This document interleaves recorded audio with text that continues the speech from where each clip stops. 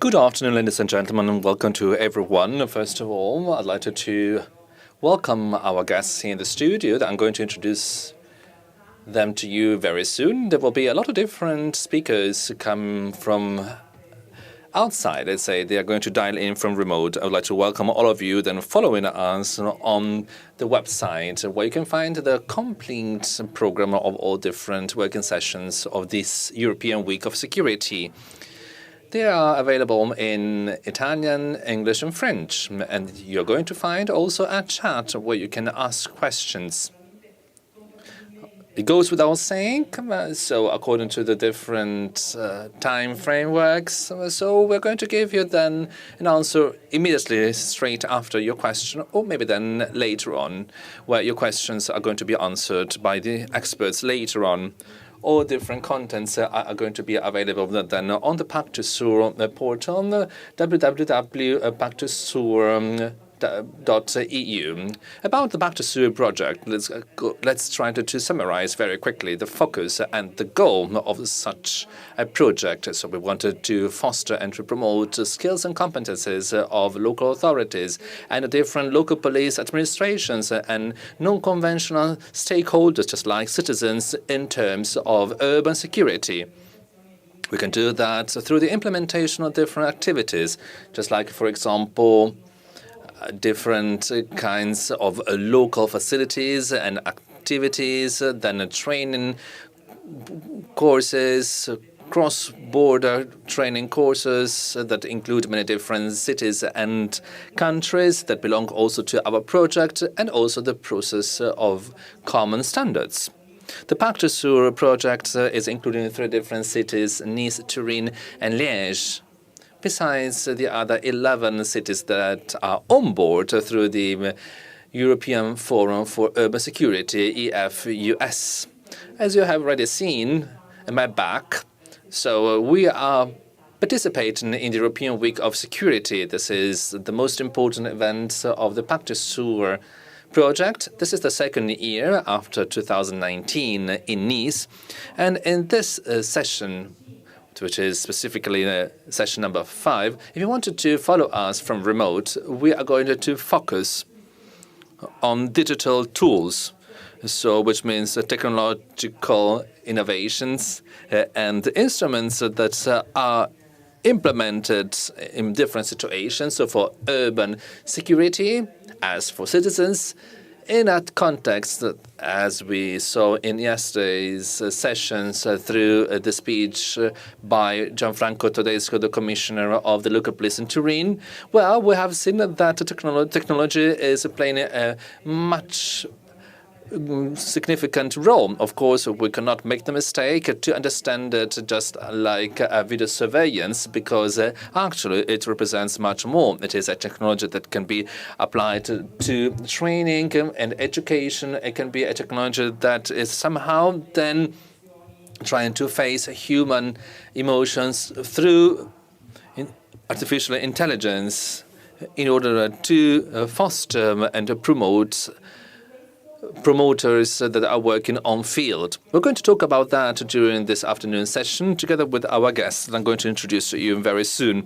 On my left-hand side, we have Mr. Edoardo Mattiello, that many of you have already seen and met in the previous sessions. Security manager. He belongs also to the Italian Amnesty International Association and is also consultant for urban security for ANCI Piemonte. And then further on the left, in the center, we have Dr. Carciglio, data processor officer. Since 2020, he's been then in charge of the city of Turin and for particular security data and digital agenda. He's a professor in the Department of Culture and Civilization of the city of Turin. Welcome. And we have then further on the left, I apologize, just a second. We have Director Pietro Pacini. He's Director General of CISS Piemonte in 2018. He has worked in many different international contexts. We can mention Poste Italiane, so very well known, and he has developed the so-called telecommunication network. In 2017, he was responsible for public administration, building sites, and he's also then the person that has, of course, a very long and exhaustive experience on the Italian territory. Besides our guests here in the studio, we also have then from remote Professor Barbara Gagliardi, Associate Professor of Administrative Law at the University of Turin in the Department of Law. Of course, a very important research topic comes down to the subject matters that we have in today's debate. And we are also going to talk about local authorities and technological tools. I'd like to thank all the different guests here in the studio and Professor Gagliardi that is with us just virtually. She has just dialed in, but she is connected. And I'm going to give the floor now to Edoardo in order to give us a framework of the context, and then we're going to start with our guests. Very good. Thank you very much, Isabella. Very quickly, today's session is particularly significant. Why? Because during the pandemic, we have seen that the terrorist organizations, no matter their nature, have used much more IT tools and technologies through the development of social media campaigns in order to attract followers. Or maybe they started a series of IT attacks. For example, Zoom bombing, which means then the people get into Zoom or other social media video conferences, and in these video conferences they show particular images, swastikas, or maybe Hitler's images, or maybe then insults. Of course, it goes without saying, it is particularly appropriate right now to talk now about cyber risks that may arise or maybe can be even more serious due to the terrorist attacks in the light also of the COVID-19 pandemic. Organizations just like Daesh during the COVID-19 period have then identified new goals and new targets for their members or affiliates. What are such targets? Hospitals, or maybe then supermarkets. So which means all the different targets that are a symbol in the fight against pandemic. Remember that the hospital is perceived as the location where you can find much more safety and security. Just imagine what may happen right now if there were physical attacks to hospitals, or maybe if there were then ITC attacks to such a hospital. During the last months, we have seen a very huge growth of ITC attacks with the particular use of ITC tools. So this kind of risks is much higher right now. Today's session would like to just stress out, as my colleague Isabella has just mentioned, would like to focus on the interaction between the need for protection from technological threats and at the same time also our need to protect our fundamental rights. Thank you very much, Edoardo, because you have introduced a very important topic that we're going to deep dive later on together with our colleagues that belong to CSI Piedmont. So the topic about potential hospital attacks. We don't want to show you anything in advance, but we wanted to ask then our guests, what is the role now of CSI in Piedmont? How can we safeguard the whole system and all our citizens? I have to say that the CSI in the last 2 and 3 years has particularly invested in technological infrastructures. And de facto, it has become a national excellence because we have 2 data centers, one in Turin and the other one in Vercelli, for disaster recovery. Both have been classified as A class. So which is actually the highest level that we could receive. So they are particularly important for data and infrastructure security. We particularly focused on ITC component security, and we are also here to classify it at regional level, so which means that we are management center for all different aspects related to ITC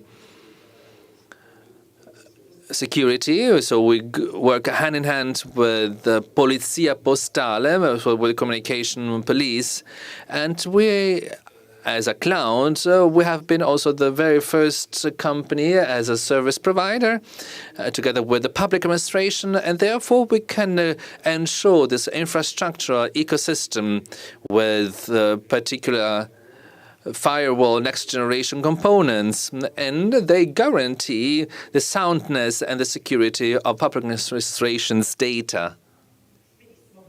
Very well. So I think that we can feel safe, at least from this point of view. As we were mentioning yesterday, we tried to reduce the gap between human beings and technology. And therefore, it is particularly important to be based on skills and specific competencies that are particularly then approved and supported by CSI Piemonte. As a citizen, I'd like to think of my rights, my privacy rights. So I have to say that I'm going to talk directly to Professor Gagliardi, that is online. So the first question, what about these new technologies that have been used for our protection, but can they maybe damage the citizens' rights? So in other words, what is the relationship between the rights and the limitations in the goal of this common good, so security? Professor, you have the floor. Very good, thank you. I hope you can hear me well. Yes. Good afternoon, ladies and gentlemen. If maybe could then switch off the English version, because otherwise I'm going to listen to my voice translated into English. Just a second. I think you just needed to lower the volume.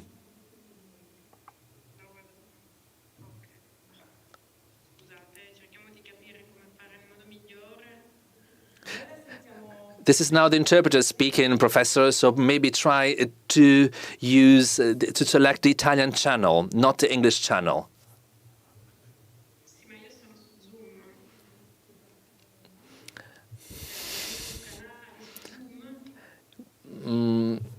You should have different channels on Zoom.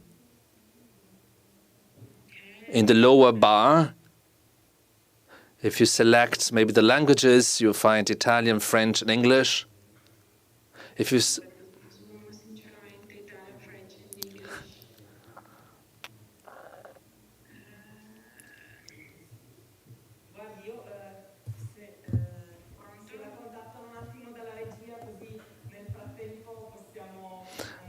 maybe they're going to contact you via phone.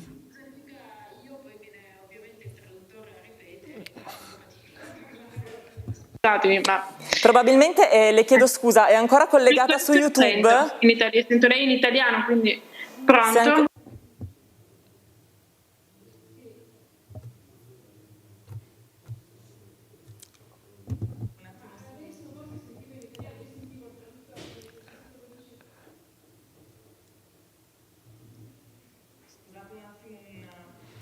Piccolo contrattempo tecnico. Second, we have just a small technical inconvenience. We just talked about that this morning. Might be probably a cyber attack. Let's see maybe if we can solve the problem. Otherwise, we go beyond. And I just trying to get the sign from the technical direction here.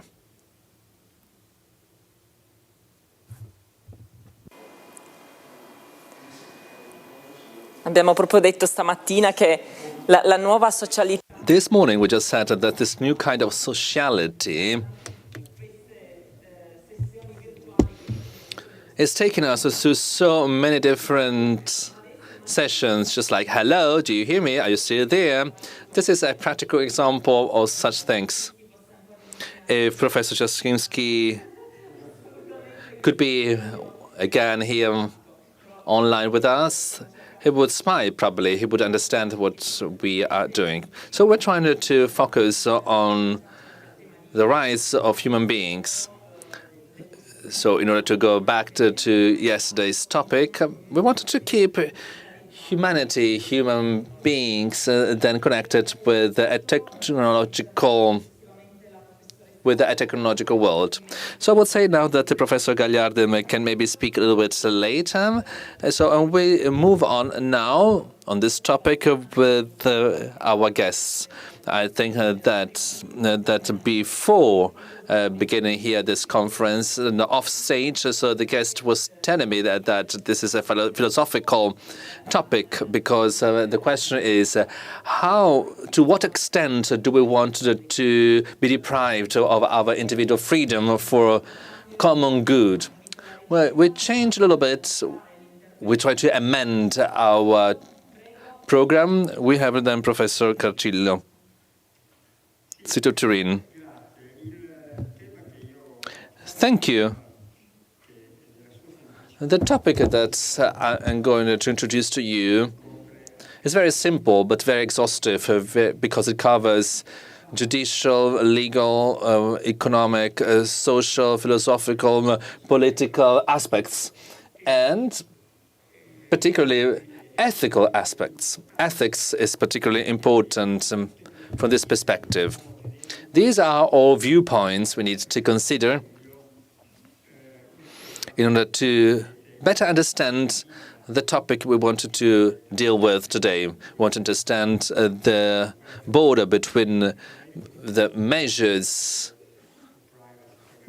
of the rules about privacy or privacy for American, and we wanted to understand so then individual rights for single citizens. This line, this borderline, is a line that is basically then undergoing a compromise. We want to understand how big this compromise is going to be. And this is, of course, the subject matter of today's presentation. In 1988, the Supreme Court of Canada deemed that privacy is at the heart of liberty in a modern state. And this must be a concept that societies need to understand. So social societies need to consider all that. And we know very well that in those years, there was a series of new laws by the legislature, of course, and we received them a little bit later on, and they all took us to particular provisions on protection of such a right, the privacy right. This is a very old right, because the first time that we talk about privacy is at the end of the 19th century, so in 1890, in a very famous case that arose because of pictures, photos that were breaching the privacy, the private life of a very famous Professor Warren. Starting from that moment, the pathway has been very long. Today, we are here and wanted to understand the limit in order to combine these different elements. We want to have a better security. There was an increase of security, of course, after 2001 events, where, if you still remember, in that year, straight after September, there were actions by states. These actions were very liberty restrictive, and they lasted for many years. However, the right to privacy, and we're going to see that when we mention also the European Union Fundamental Charter, and the focus on some specific privacy provisions, even if they have different nuances, well, we see that in some other cultures, things have developed in different ways. Just like in Eastern cultures, there are, of course, always reasons based on the kind of society. We have a very individualistic society, just like in the Western world. And on the other side, we have societies that perceive community as a very important element. So privacy is not always then protected the way it is in Western countries, because for them, collective actions are a natural development.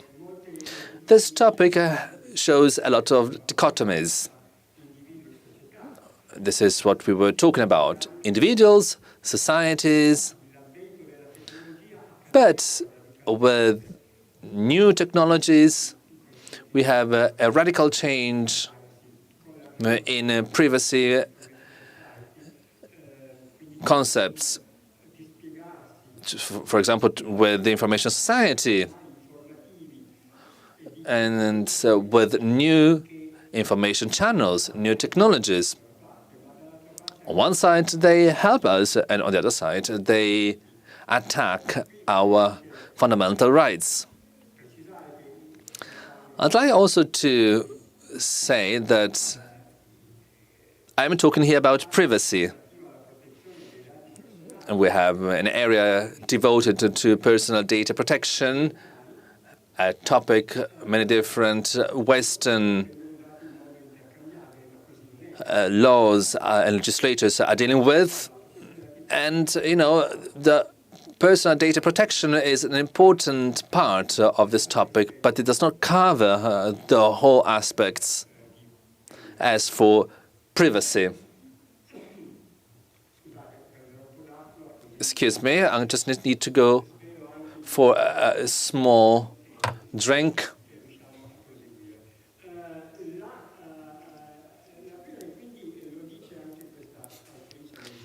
This American author with a very famous surname, Reagan, well, the social value of privacy is absolutely important, is of paramount importance. I hope this is just water and not poison. Excuse me, just for a second.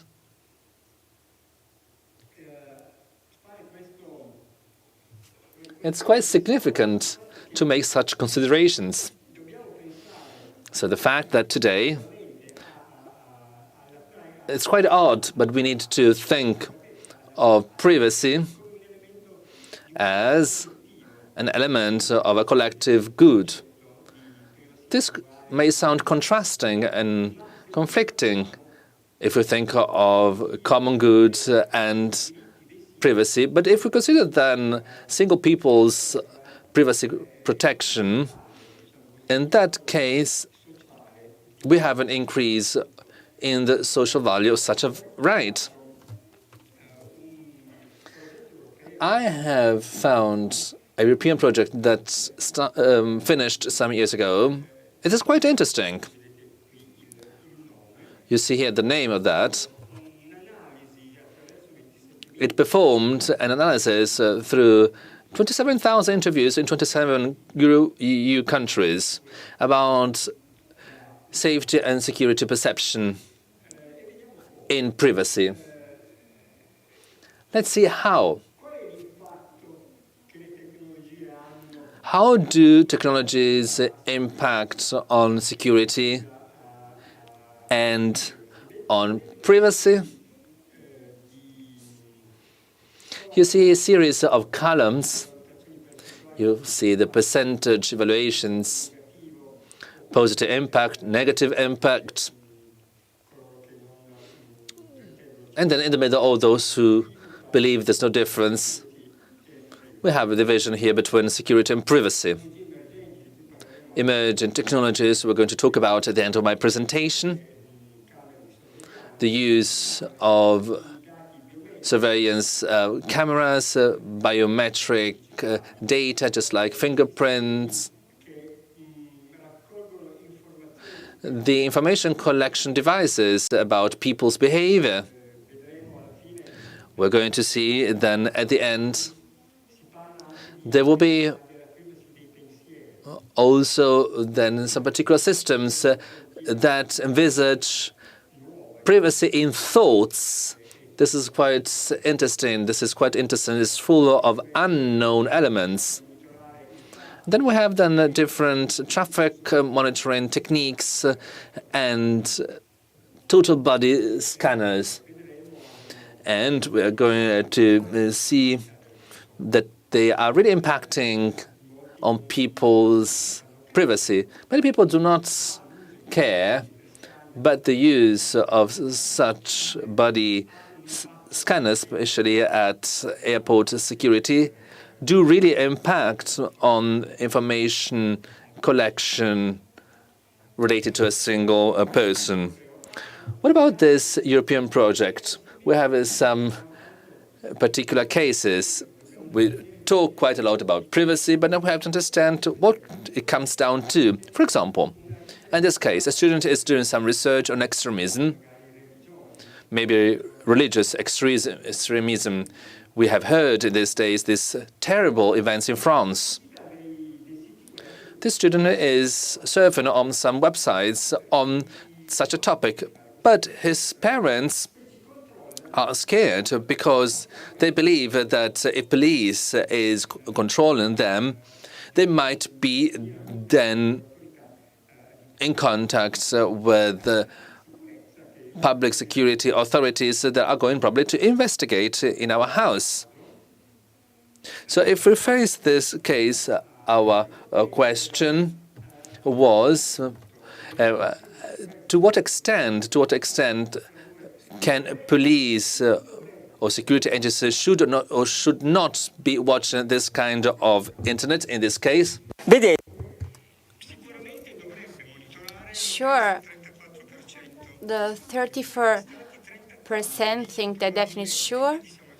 34 says probably sure. We are at 68. And then the others who say no are only a low number, 8%. So it is accepted in a sense, a sort of monitoring. And such monitoring, as you can see in the slide, shows that the second country is Italy. The green line said how much they should. The red says how much they shouldn't. We can see that Italy has a number of people who is absolutely in line with the European numbers, saying that police or security agencies should monitoring this kind of cases. And hence, this activity is made in order to help and in order to protect this vision, according to 53% of people interviewed. Only 22% think it is a threat to people's rights and freedoms. 16% think there is no impact on people's freedom. So 53 plus 16 equals circa 70% of people who think this kind of approach is right. In this other case, a volunteer provides to science his own DNA in order to have it studied. And police, during an investigation activity, requires to the society who collected DNA to use their database in order to find some matches with the alleged criminals they were persecuting. So I gave my DNA to a research scope, and then I am in a database investigated by the police, which is the opinion of people. Differently as before, the 21% say the police has the right to investigate, 26% and then 27% say in this case police shouldn't access these DNA patterns. In this way, the impact on freedom, yes, is a little lower in the number of people deeming that police and governmental agencies have the right to perform this activity because it protects the right of everyone. There are other cases, 12 precisely, very interesting cases, but in the end of the presentation, I will give you the references in order to read them if you want. There's the European Community System, thanks to which you can see the deliverable of this interesting project. In this case, it was a question about footages from cameras on demonstrations in squares, or about access during football matches with face recognition system in order to block people that are in a blacklist. During civil and free demonstration, 26% of people say and argue police have the right to see and collect images. But it is a higher number, the one of people who think that people in the football matches are in favor of the use of cameras with reference to the access at football matches. Those against are half compared to the one interviewed about the demonstration. We have here a list of several cases. As you can see, if we analyze those who have less favor by the citizens, for example, regarding crowd surveillance or ANPR cameras for plate recognition of vehicles. Then follows internet monitoring, crowd surveillance, and during demonstrations, the access at DNA databases and smart meters. As you know, they are a kind of fashion because they are seen like an advance in technology. Then we have automatic meters in houses for stream consuming. There is a list of information, but it is not very clear because from the smart meter, it is possible to it is not possible to understand precisely what happens in a house in general. This is another interesting case. Then you can see that the selling of personal data to internet service providers is not seen with favor, even if many people are then signed up in Twitter and Twitter users. But interviewed people think that a citizen should not give his or her consent. Here you can see the differences. So to return to my presentation, I mentioned this data to you because, in my opinion, they help to understand what we are discussing here today. These are a series of issues, not only theoretical issues, but concrete facts in our everyday life. In literature, this trade-off paradigm, this paradigm of finding a mediation, makes us say that in certain cases the citizen trades off a portion of his or her privacy in order to have more security. It is just a question of striking the right balance. So definitely is the trade-off of the liberty of few against the security of the majority.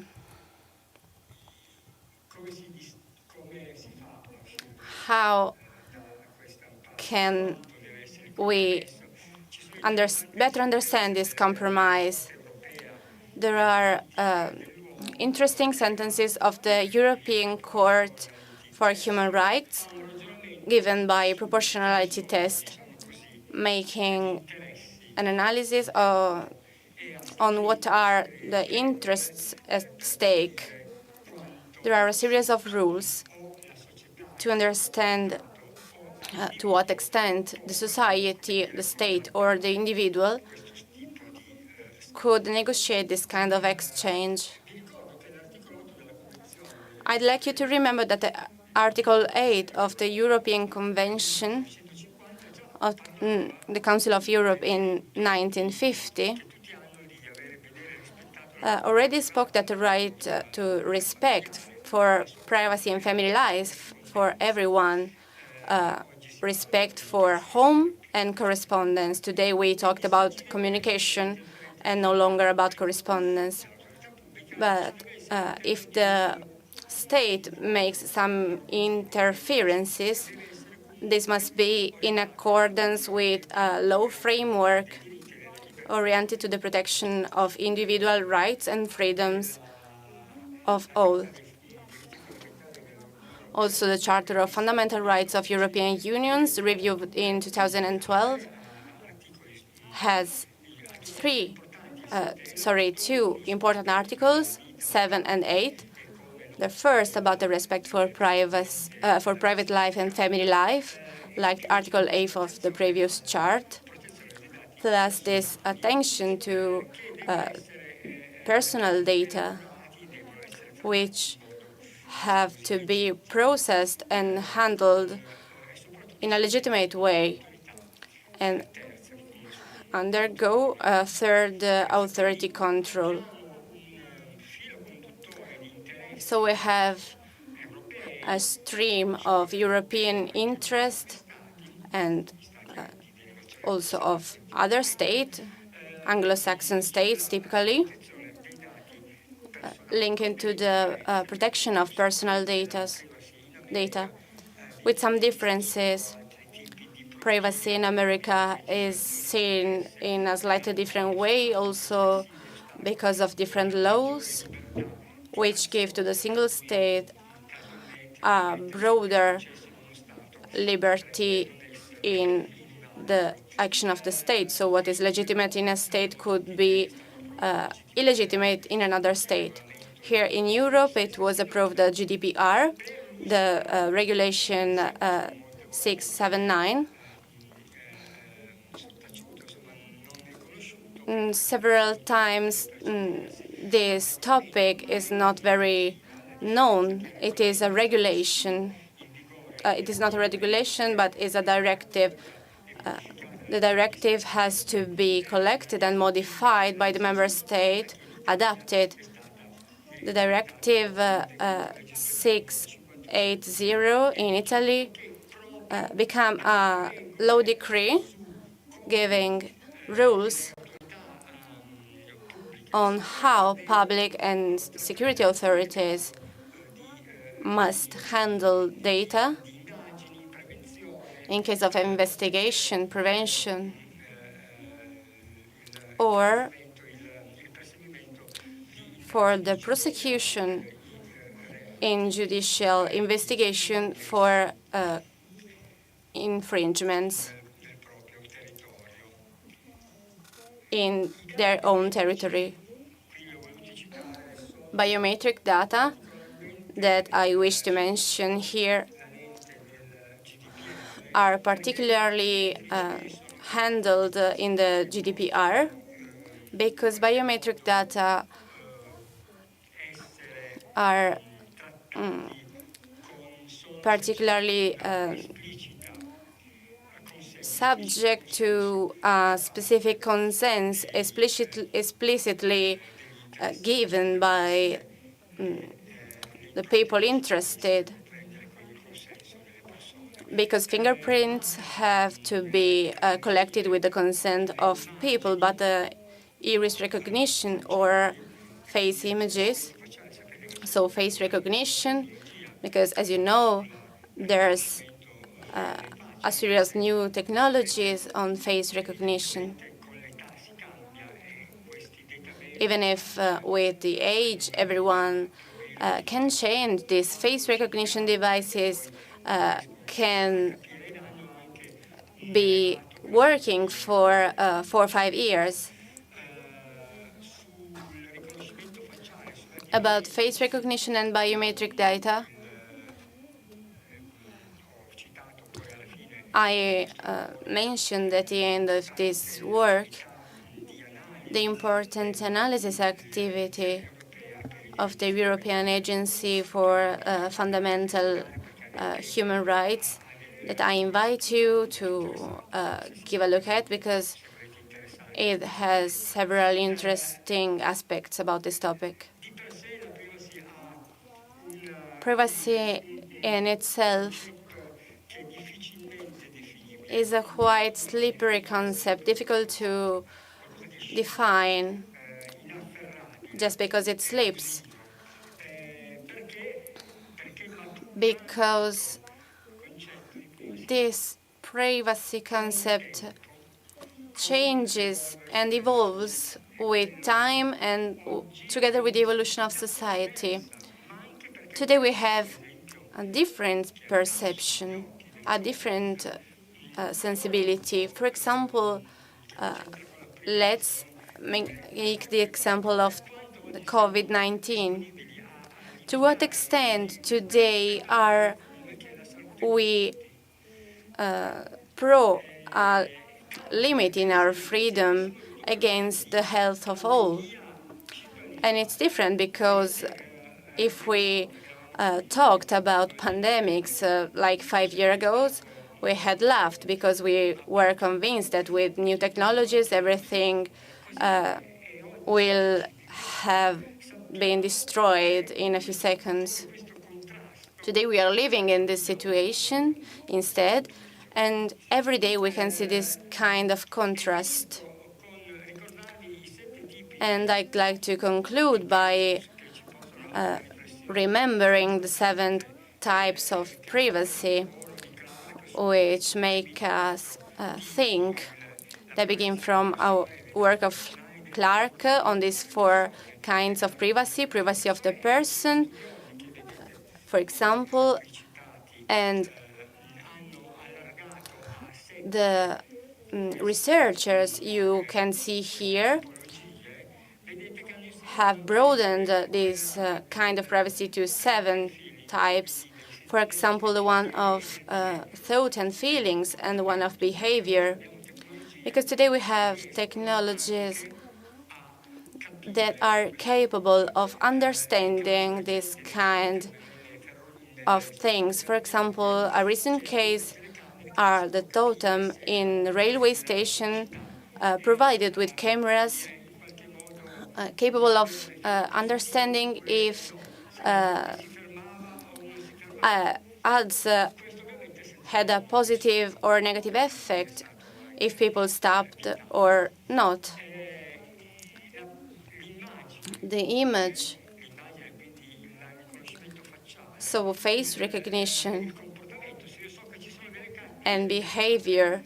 For example, if I know that there are cameras that are registering, I can decide to limit myself, fearing the possible effects. There is an objective limitation in the decision of people to act. On the other side, there's communication, a situation we are living every day, and the right to the possibility that also groups as such have the right of privacy. Here I want to highlight between the sources, for example, body scanner, that, as we mentioned, allow to see the person, the whole image of the person with his or her physical characteristics, every kind of characteristics from a physical perspective. So it is, I would say, slightly impacting. RFID cards, new thieves go around with RFID cards to reach signals, or the case of Oyster, which allows to understand where people are going, for what time they take the bus. Until we analyze the potentiality of the public transport, it could be possible, but someone can also say, in a defensive purpose, I wasn't here because I was registered there.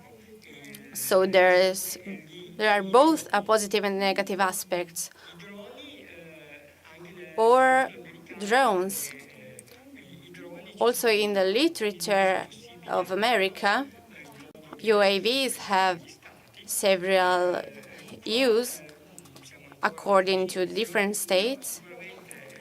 Here we are just starting, but drones are capable of registering. They allow to perform facial recognition. You all have heard about the use of drones in a positive or negative way, that in China could detect if people had or not the face mask.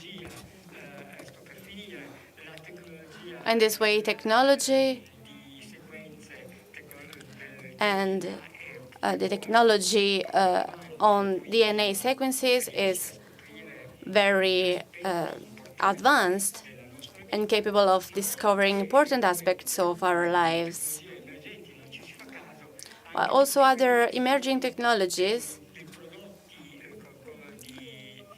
a whole series series of pharmaceutical products or interaction systems for brain analysis impact with the privacy of thoughts. The biometric science is going towards new measurement instruments in order to measure behavior in an integrated way. Compared with the 7 kinds of privacy, you can see that there are some of them that, in relation to technology, impact on all these aspects. The aspect of data and images is overarching in the technology I was mentioning a few seconds ago. I'd like to conclude also to greeting our French friends that are following us. Yesterday on Le Monde, a very well-known professor, Dominique Rousseau, wrote a very interesting article that I invite you to read, where he argues that the fear of death puts the principle of security back in charge in favor of security. Whatever the cause can be, for example, COVID or a terrorist act, the fear of death allows the state to become again strong to favor security against liberty. But as this law professor says, the crisis highlights that the state limited by law is an idea belonging to democracy for an effective protection of everyone's freedom.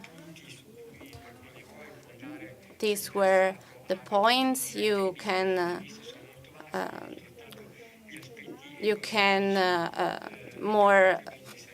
read later if you want. Today I didn't have enough time to explain them all to you, but of course I am available to answer your questions. And as you know, we have all means to keep contact. Here I didn't wrote it, but I am going to publish my email on the website of the project so that if you want to contact me, you can. Thank you, Dr. Carcillo, for having explained us in a simple and accessible way such technical and controversial topic, by introducing also several aspects that we are going to deep dive later. I would like to ask to Dr. Pacini a brief comment. I'd like to say that with Franco Carcillo, we collaborate very much, and I thank him for this presentation that was very complete and suggestive. Yes, we every day thwart more than 150,000 cyber attacks every day, just to give you a number.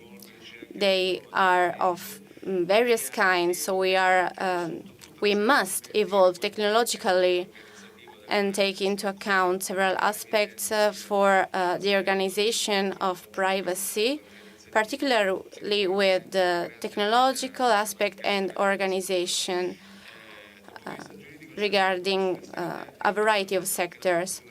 Professor Gagliardi, from the point of view of the law,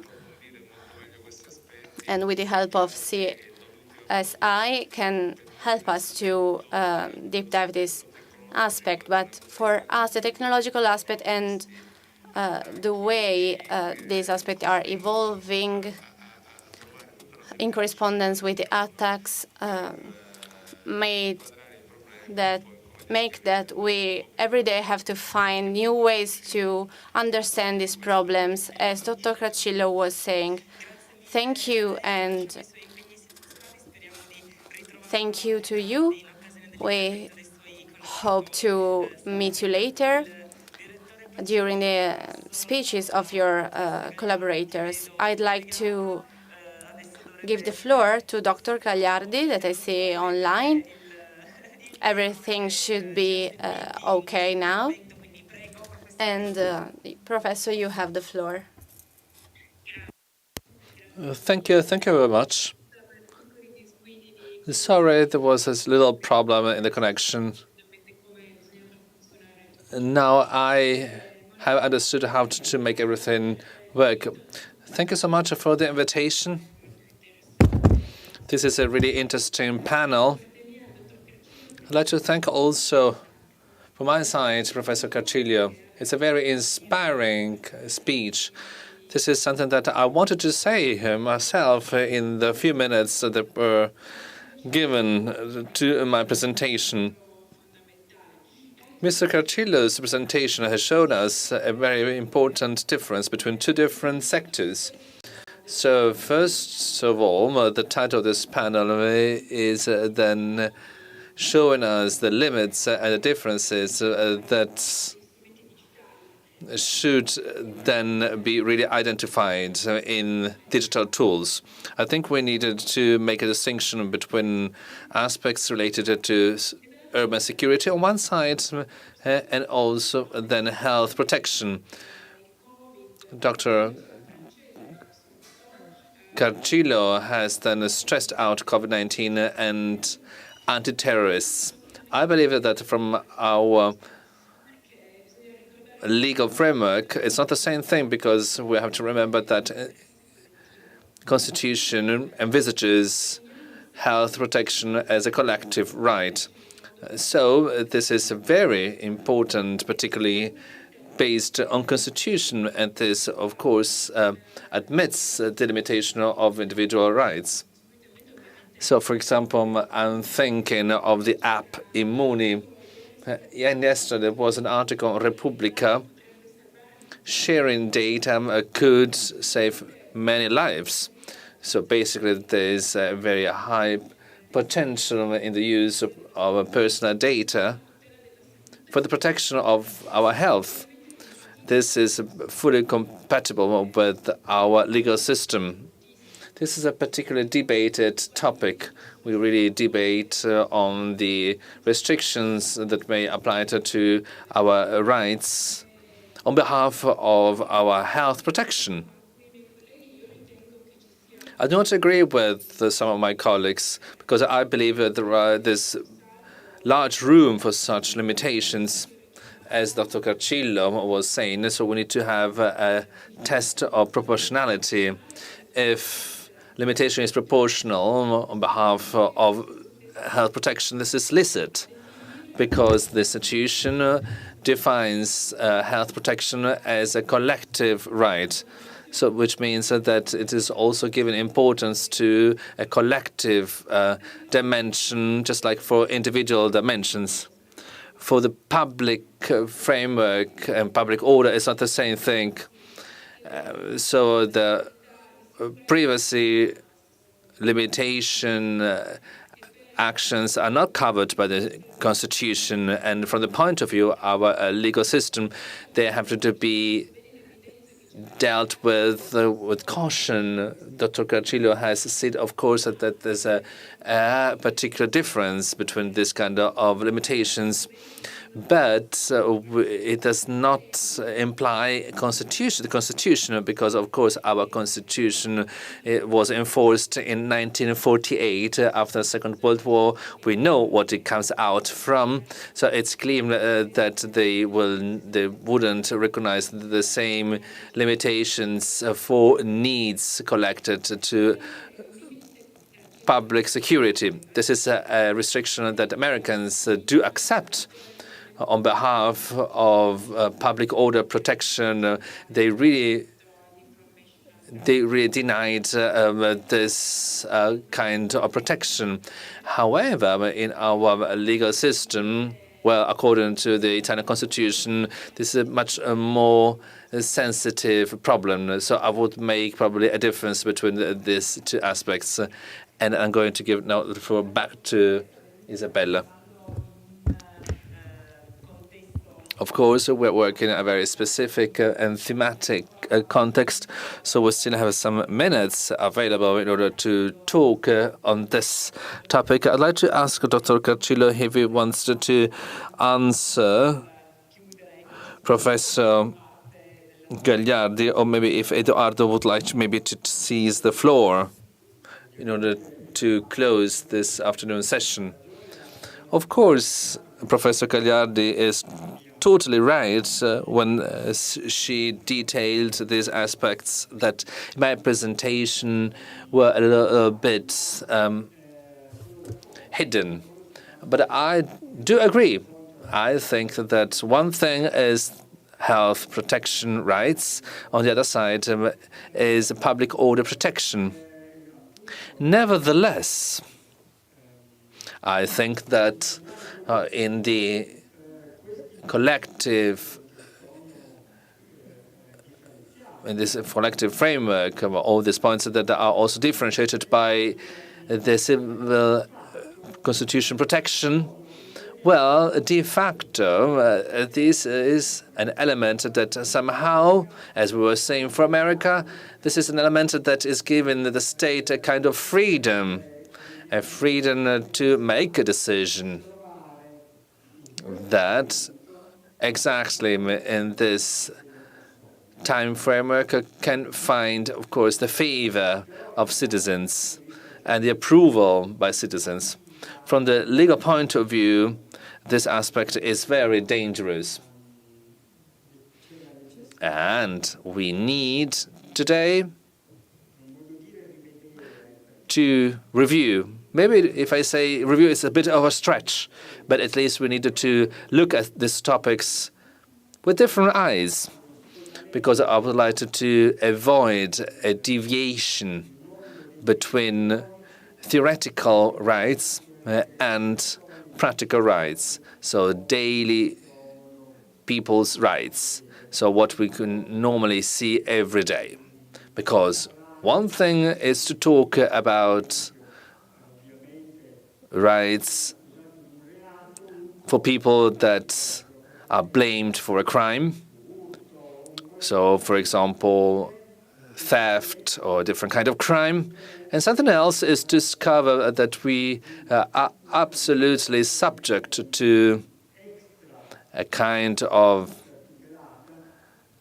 extra or hyper protected vision by those who probably would need to be punished for what has been committed. I think this is of paramount importance. And as I mentioned before, this is intertwined between legal, economic, social, especially social elements that need to be understood, known, studied, faced, and need to be also debated. I am sure with an exchange, with a debate, with an exchange of ideas, so we can better understand our society, and we can have also a constitutional, a legal system that is suitable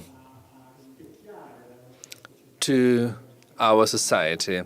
As Professor Gagliardi was saying, our constitution was set up in a period that we cannot debate from the democratic viewpoint.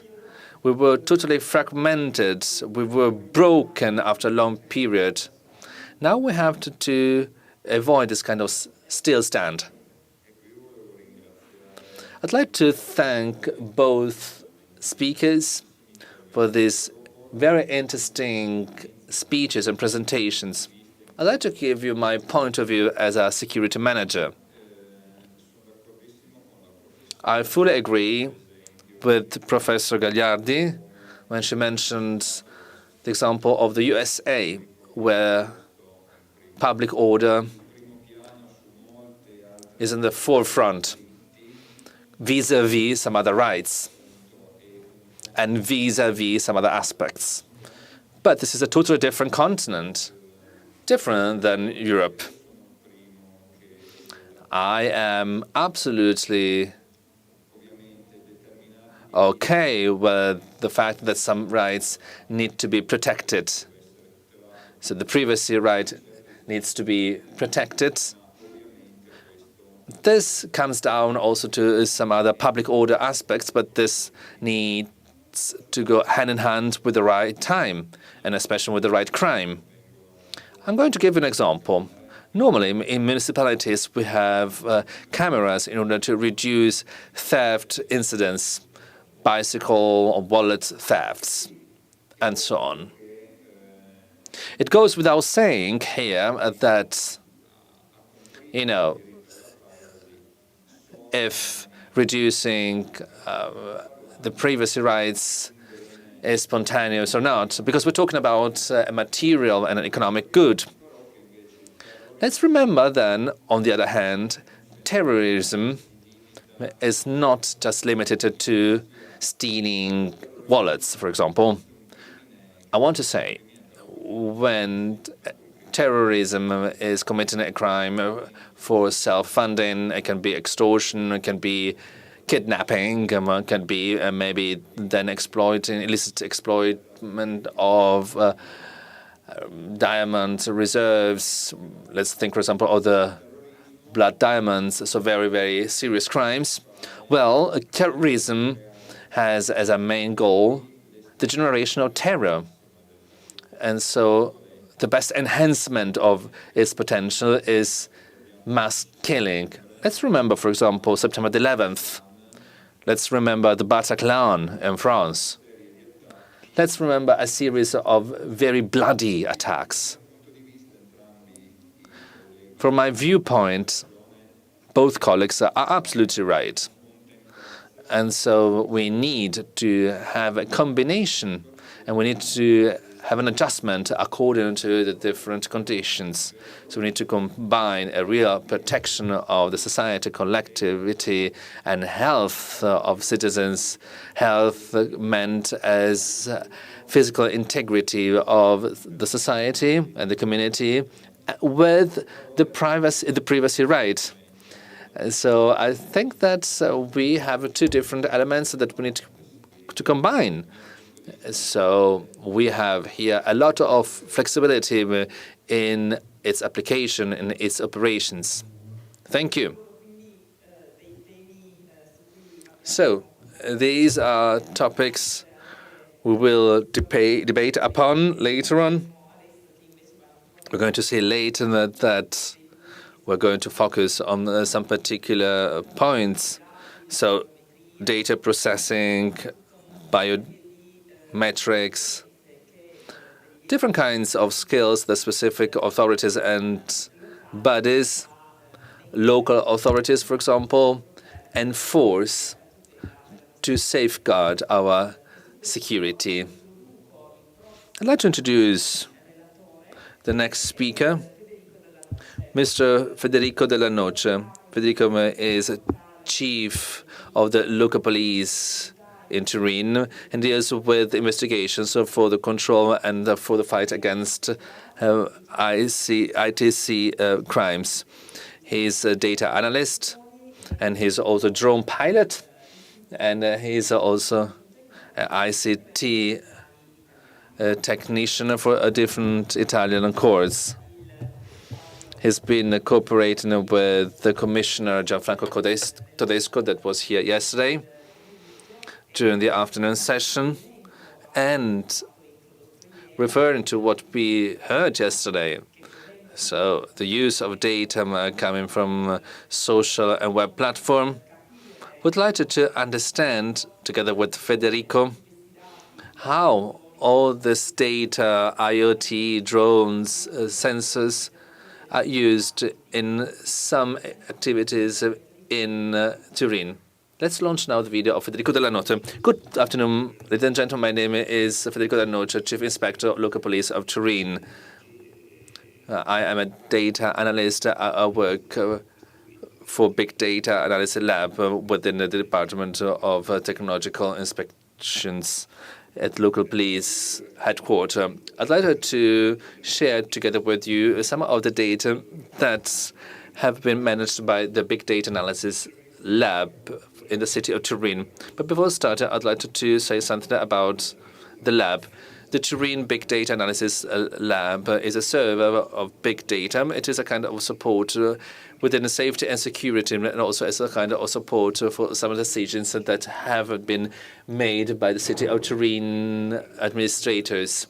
The Turin Analysis Lab was then set up in 2018 through the resolution that envisages also a framework agreement with the Polytechnic of Turin. Through this agreements, the big analysis that is hosted every year by different students for PhD thesis for different kinds of works. It's a kind of multidisciplinary work. My presentation today is going to focus on these three different topics. Data are shared by citizens or are maybe then collected anonymously with particular value. It is aggregated value, and it can be also then introduced into archives. This is in the hands of the city of Turin. It is directly managed by the Big Data Analysis Lab.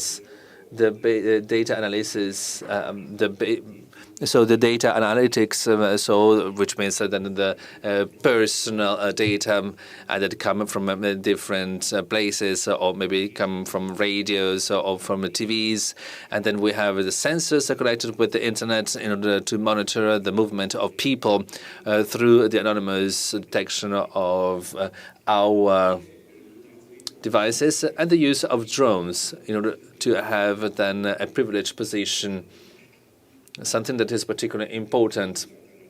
We, from the Big Data Analysis Lab, are using this data in order to generate some reports in order to plan some actions and in order to make local police teams work directly on a specific field.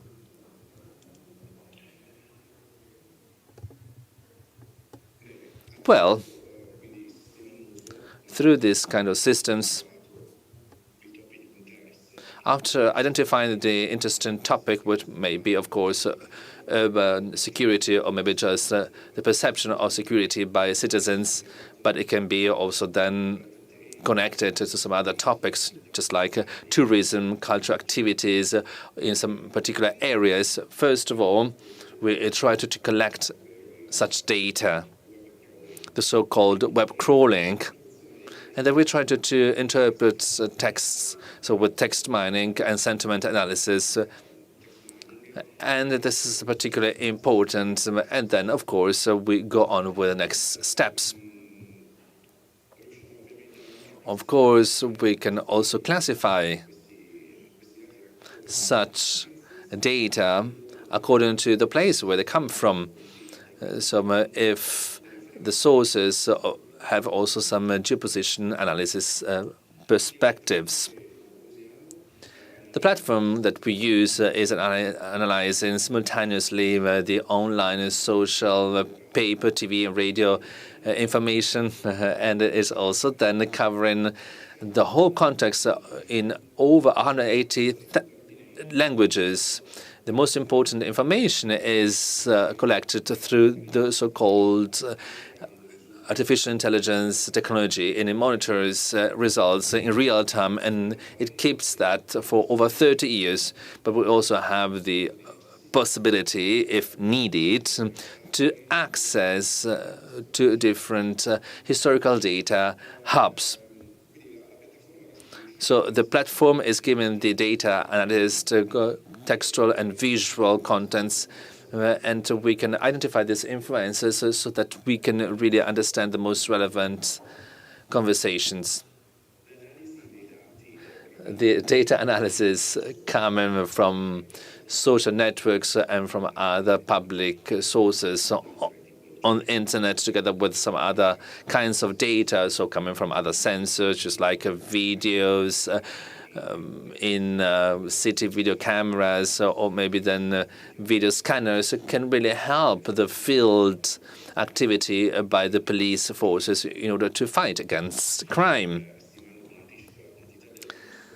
We can estimate the number of people in a particular event, in a place, in a particular moment that is probably then related to a particular possibility of a crime in that area. Is going to help us in the fight against crime with an adequate number of police agents. Let's start from a study case. So let's start with runners in city parks. As for safety and security in petty crimes, so thefts, robberies, harassment, sexual abuse, but also then arson. Let's see all the different sensors identifying social data and people coming from the reports submitted by the victims of such crimes as for cars parked in such a place. We have come up to the idea that about 90% that have submitted a report are runners. 90% of them are runners, and 65% of them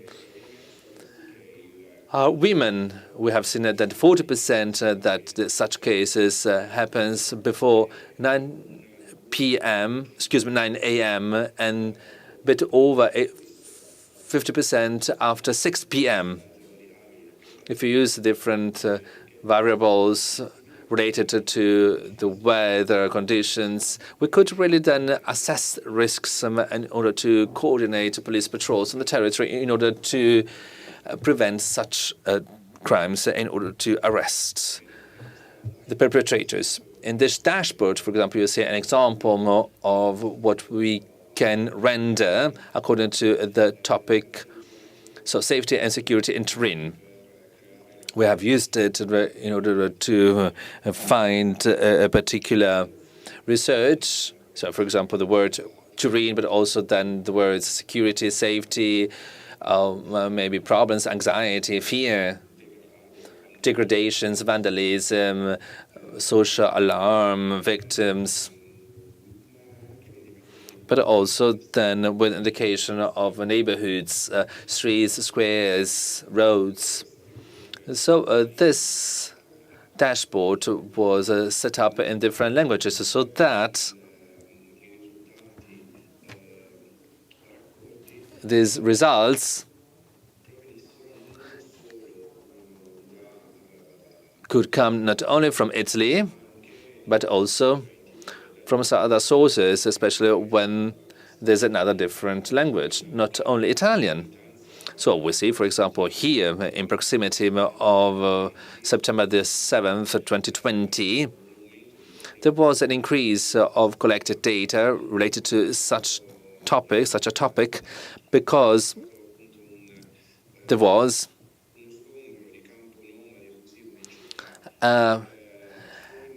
nomad people camp eviction, and that at the same time we have seen an increase of crime.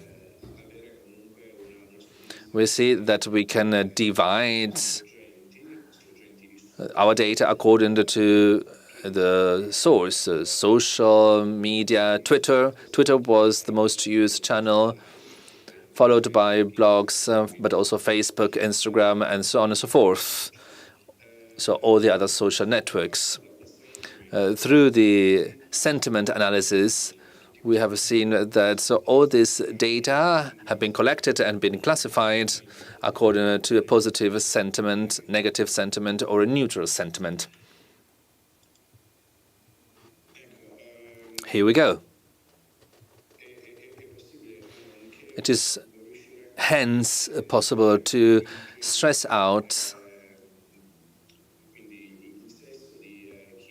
the gender of those interacting with the online platforms, the age, city, and region where this data came from.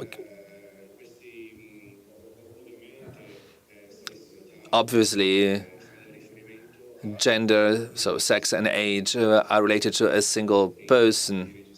So how this single person has declared in his or her account for a specific platform. So, social media.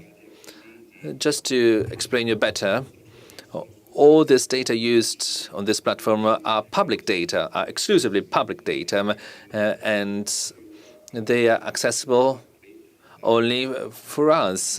We can collect them, so that we can use them. We are the only ones who using them, but this data can be then public, so everyone can access them. All right, now let's leave the topic of social network and let's go over to the IoT platform. One of the IoT platforms that are in use here in the city of Turin. The sensors installed in the city of Turin are now located in some of the most significant places of the city. They have been located, installed in the most important museums, but also libraries, in the nightlife in Turin, and are also then installed for temporary large events. They might be quite interesting for the city administration, for example, on squares or during celebrations, or maybe at St. John's celebrations. Our sensors can detect the Wi-Fi and Bluetooth signals and also the mobile devices, smartphones and tablets. Everything is then based on a cloud in order to carry out different analysis with innovative tools. All these platforms that we can use for detecting people is then based on the observation of the different devices. This system is collecting, is also analyzing data on the devices in a particular environment in order to detect people's flow, but also in order to detect the time of stay of these people. And this tool, which is in line with the GDPR, is also then respecting and complying with the people's privacy. And this data are immediately converted into a picture with a particular code, and then this data are then absolutely then cancelled with this kind of single code. So we have an aggregation of data, and so they can be processed with a systematic approach, and that we can therefore define the so-called crowd analysis.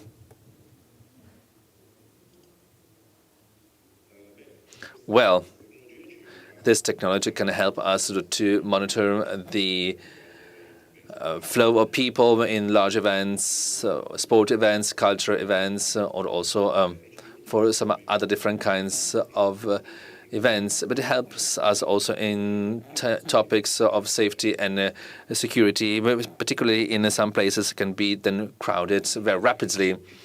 And therefore, so we can be able to implement countermeasures if needed. And here we go. You see one of the Wi-Fi scanner sensors that are going to be installed very soon at Piazza Vittorio Veneto in Turin, which is a quite lively area during daytime, during nighttime by the Turinese. For this reason, Piazza Vittorio Veneto as a square has been selected in the city for the Pactus Sur project. These sensors have already been used in the past years in order to manage the nightlife phenomenon in San Salvario neighborhood. And so they detected the presence data, the in and outgoing flows, and also the mobility between one place and the other one. Such sensors are in a waterproof box and cabinet. They have an REP then system, and they have a Bluetooth antenna, and with the cloud platform they are connected with the LTE modem and router. You have here a representation of the presence data, particularly in time. On the left side, you see the data detected by our Wi-Fi scanner, aggregated according to the day, according to the time. We have some peaks for some particular hours where there are more citizens. Of course, we can aggregate such data for particular moments, for some minutes. So we can, of course, then detect citizens and particularly their devices through this sensor. So we can estimate, of course, their presence, and we can also understand if they go back.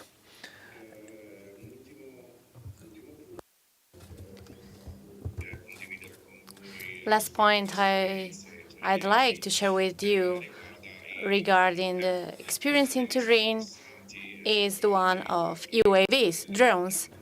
In the past month, during the quarantine period, we started to use footages provided by the drones of the local police in Turin, drones and pilots of the local police of Turin, to verify the keeping of the interpersonal distance during the outdoor activities. The system was put on the field in the framework of the project Torino City Lab, in collaboration with the Department of Innovation and our partners like Bellucci and Visual Analytics. And this allowed the big analysis lab of the local police of Turin and the drone unit, also with support of the University of Turin, to realize this interested integrated platform.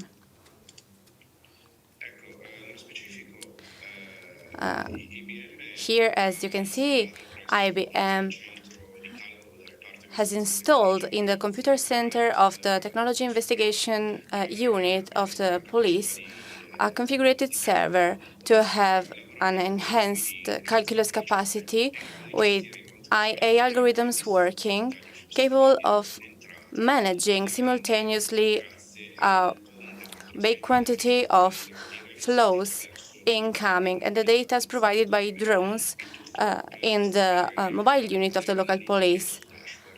This allows to have in real time the analytic reports in the dashboard.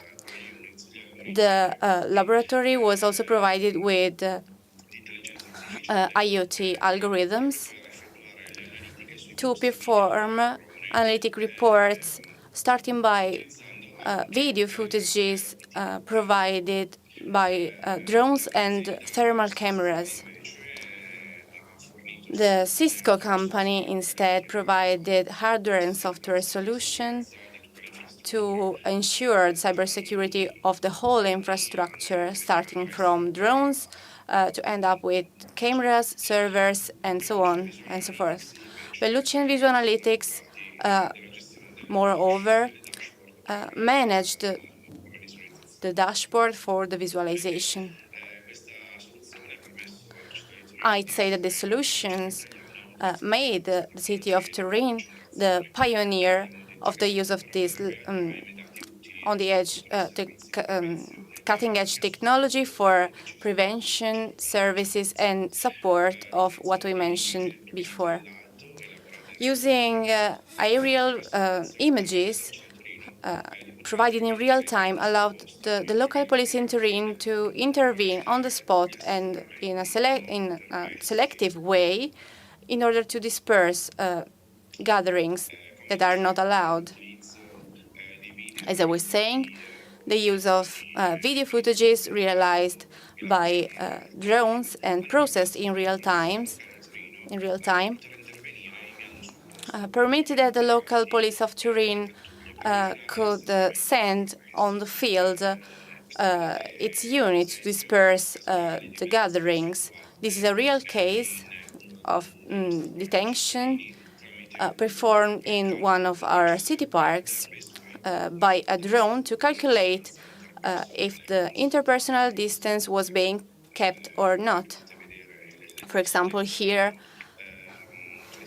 people who are keeping the distance, whereas in the red lines are people who aren't keeping the distance. Very well. The system has permitted, thanks to videos, through videos coming from drones and video cameras already installed in the cities, allows to count people, vehicles, but it is also possible to measure the percentage of people wearing or not their face masks. It is possible to calculate a coefficient of gathering risk, and the collected data can be presented in the city map. We can calculate trends in relation with time span, critical time span, and places in the city to point out the tension levels. Very well. So, towards what direction are we going? Together with our colleagues, we are working in order to integrate on a unique platform this data coming from different sources, because we do think data have a big values, but aggregated data have a huge value. At the moment, we are using several platforms and have started a process to converge these many platforms on a unique tool. Finally, we wish to integrate data coming from different sources like social data, Instagram, Facebook, Twitter, LinkedIn, with other data coming from web resources like blog, online, newspapers, videos, documents, also with open data given by citizens, but also with data coming from our IoT sensors installed across the city, such a scanner Wi-Fi sensor I was mentioning before.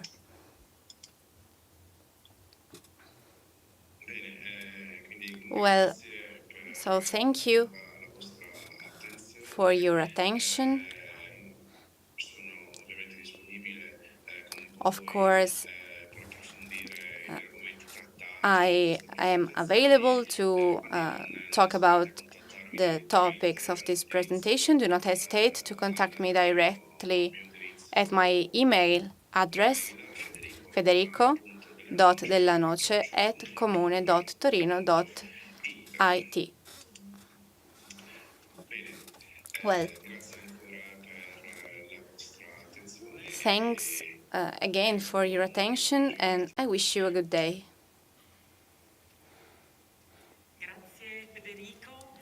Thanks, Federico. Our colleague in the framework of the European project Pacte Sur for the city of Turin. Let's get back briefly to our study in order to launch the second speech of the speaker, Monica Visentin, who is Senior Police Officer of Unione della Romagna Faentina. She deals with strategic planning on the territory and is referent for the European urban agenda and security in public spaces. The speech of our speaker will highlight the participation of citizens, also from a different viewpoint compared to the one we have already explored, that is the one of the city of Turin. And it is important also to consider that this high level of security efficiency can be reached also through simple tools, but always effective, also in smaller reality, having different potentiality than metropolis. This happens also thanks to the Union of Municipalities, which is a new reality, not very well known in Italy.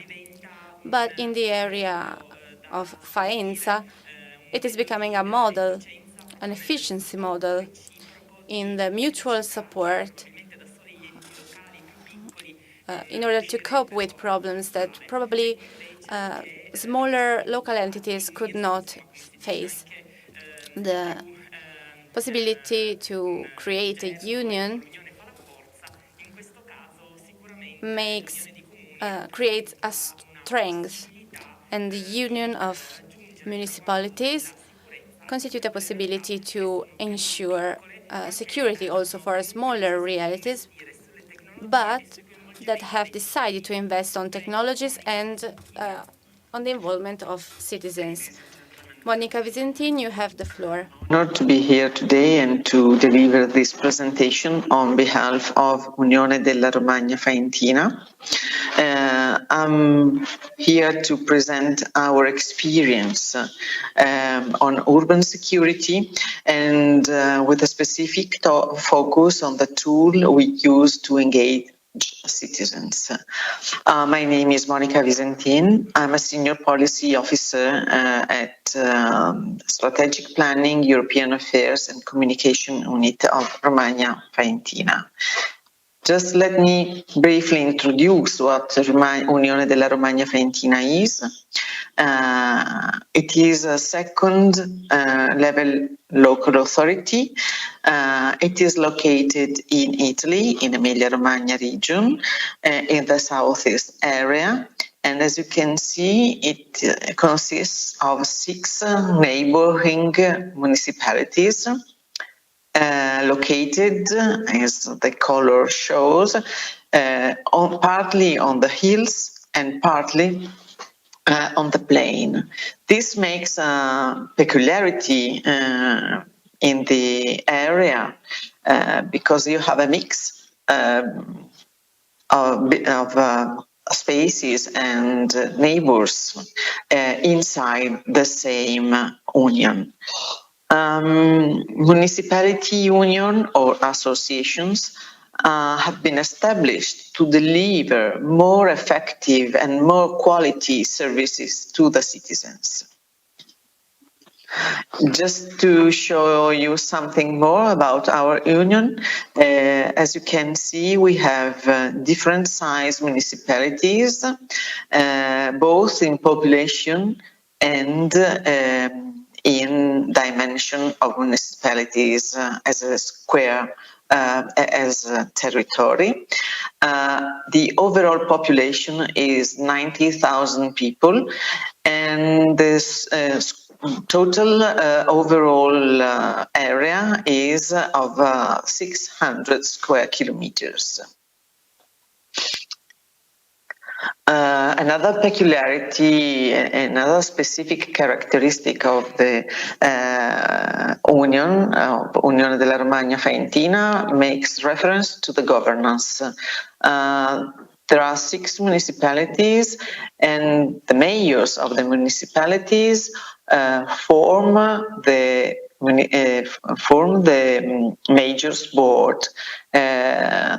And the major board elect the president, which is also the legal representative of Unione della Romagna Faentina. Each major in the board is in charge for different policies. One of them is in charge for integrated urban security. So to say that urban security is one of the main topics delivered at local level. This is very important because having a union level policy delivering allows to have a uniform implementation of the same policy all around the union. Another important characteristic of the governance of the Unione is that since 2018, all functions and all staff have been transferred from the single municipalities to Unione, including local police, thus giving the correct idea that implementing a urban security policy at union level really involves the organization in itself. What about the Unione della Romagna Faentina background in the field of urban security? We might say that urban security is a challenge for all local authorities and for Unione della Romagna Faentina as well. We are aware that we are living in a scattered area that is with a territory which is not heterogeneous, both in the geographical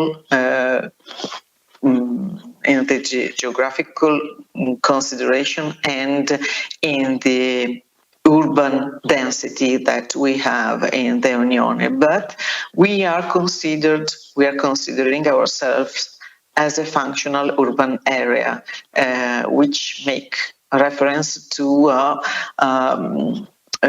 single urban area with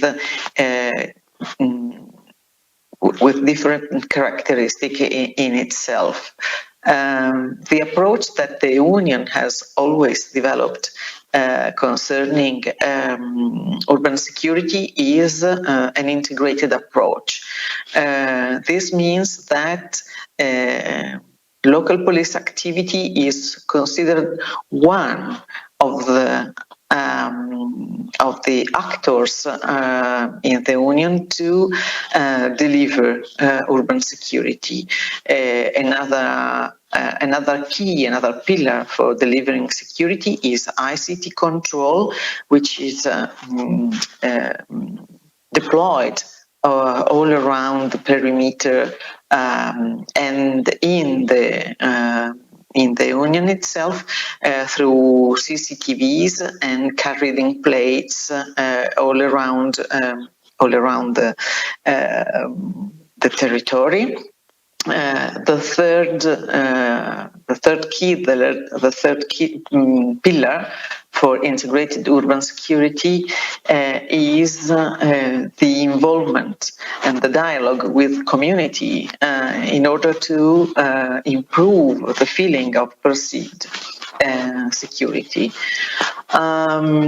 This approach wants to make more effective solutions to the challenges related to security and aims to give more structured options to security in our Union. Another important aspect in the urban security policy in our Union is the participation and also the assessment of the impact in the local policies. So we have really a mixed actions to deliver this policy, to security policy. So to say that we can easily define the three pillars for urban security in Unione della Romagna Faentina, an integrated approach to urban security at local level, the consideration of the local government of Unione della Romagna Faentina as a hub to connect all the relevant aspects of this policy, and the participation and involvement of the local community as a way to enhance the perceived feeling of security. So engagement is one of the most challenging actions to be carried out in our territory. How did we develop engagement policy towards the community on the area? We mixed technology and citizenship by trying to have a synergy in the urban areas and in the intra-urban areas. And in order to ease this activity of engagement, neighborhood watch communities are one of the most important steps to be affected. And for this reason, a dedicated tool has been developed in order to communicate and engage citizens in participating in an active way to security. The dedicated tool is an app which allows communication in a safe way with local police, between local police and the single groups of neighborhood watch. How does it work? Each group has a coordinator, which is the blue button. He coordinates the group and makes a communication intra-group, and he is the referent also with local police. So if one of the group members, the yellow button, has a warning to make for the local police due to a car stopping somewhere for a long time or something different that he has noticed, he communicates this warning to the group coordinator, and he or she communicates this warning to the local police through the app. The app is not on iOS or Android stores. It is only for real effective members of the neighborhood watch. And this is the way that groups and local police use to communicate, but also the way that groups use to communicate between them. Once the warning has been passed to local police, the local police makes its reference, its checks and tests, and then gives a feedback to the group coordinator, who gives a feedback to the group and to the person, to the member who made the first warning. So it is a dedicated tool which is always working, age 24 hours a day, 7 days a week, and it allows communication intra-group between the single group and the local police. What is important is that warnings are not general.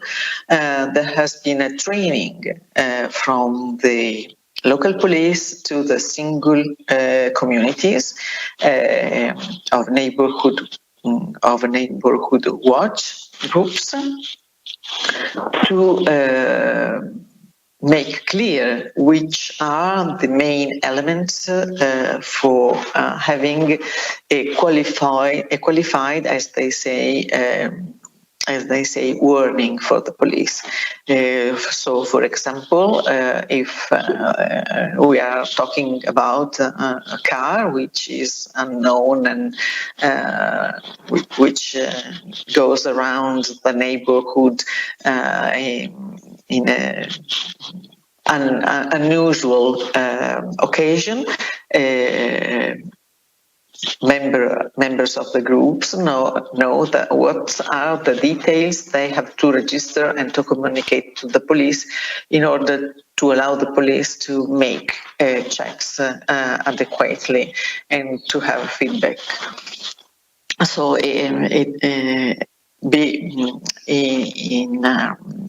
in this way, we can say that the integrated approach is in communication, is in development of the app, but also in the training and in the continuous cooperation activity that local police is developing with the neighborhood groups. Just to give you some data about this experience of communication in the use of the app. The pilot experience started in Faenza, in the only municipality of Faenza, in 2015. It involved about 30 people in one neighborhood group, and they usually got in touch through text messages. In 2018, with the enlargement of the Unione della Romagna Faentina, groups had grown up to 30, involving 1,500 people, and in this period, the first app called Fa Tam Tam, which means do tam tam working, tam tam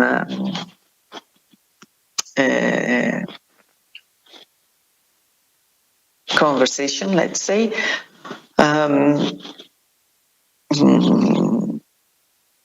was firstly developed and tested.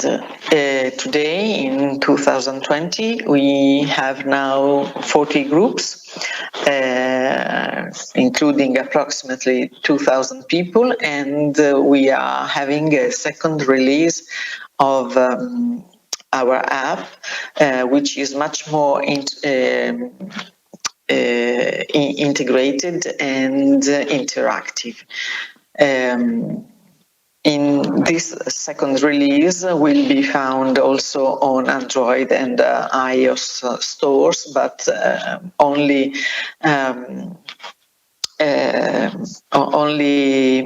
group members will be allowed to download it. Which are the main results of this cooperation, communication in urban security through this device? We had an increased number of groups, as you have seen. Overall, the area of Unione della Romagna Faentina, which is quite different, but this means that the experience was considered positive and taken in most of the areas of Unione della Romagna Faentina. We also had a spillover effect in the groups. This means that the community network around urban security also grown in a wider cooperation, social cooperation, for other activities, social or other kinds of support within the community. This also led, this activity and this cooperation also led to a larger engagement for the citizens. We had an increase of volunteers and also in the civic assistants who help the organization for different activities such as control at close to schools, for example, or when we have some events. They support the local police in the organization and the control. We also had an increased trust on the action of the local authority and of the local police. Also, we had a decrease of insecurity feeling from the communities, and this is really very important.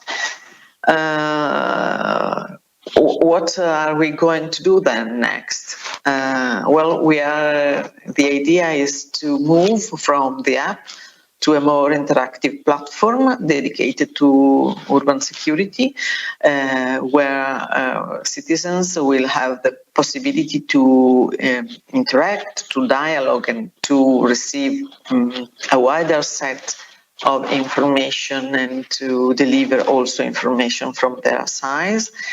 We are going to increase the contact with citizens and trying to involve them in a more wider way. And our target is to have more and more neighborhood groups all around the area of Unione della Romagna Faentina.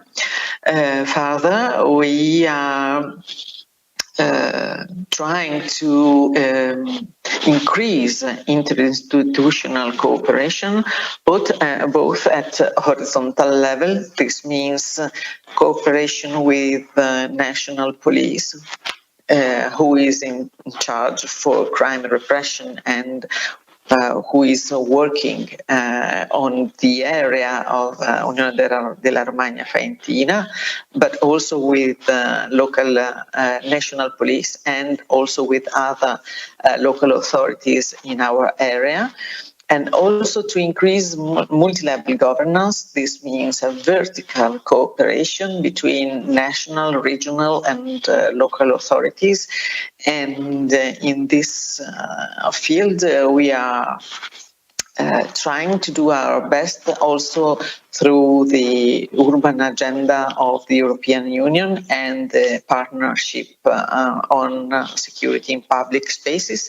We are a member of this partnership and we are very proud because we think that by cooperating with different local authorities and with national and European authorities, we can improve the relation that we have at institutional level in order to deliver more effective policies at local level for the benefit of citizens, and also to keep on improve exchange of good practices at regional, national, and European level. That's all from my part. I hope that you will find this experience interesting. If you have any question, I will be happy to try to give a feedback. So please do not hesitate to contact me, and I will reply with pleasure. Thank you very much. Grazie. Thank you very much, Mrs. Visentin. Your speech was particularly important and your presentation was particularly inspiring because we have seen the involvement of citizens. What we saw yesterday We saw here the human aspect that needs to underlie the application of technologies. Very quickly here in the studio, we'd like to just comment on the presentation here, Dr. Carcillo. About these emerging technologies, as I already mentioned in my presentation, so for example, drones, sensors, we really have a very strong technological interest. I do not want to be just a self-oriented technological progress and interest. I wanted to be really at the service of human beings and not the other way around.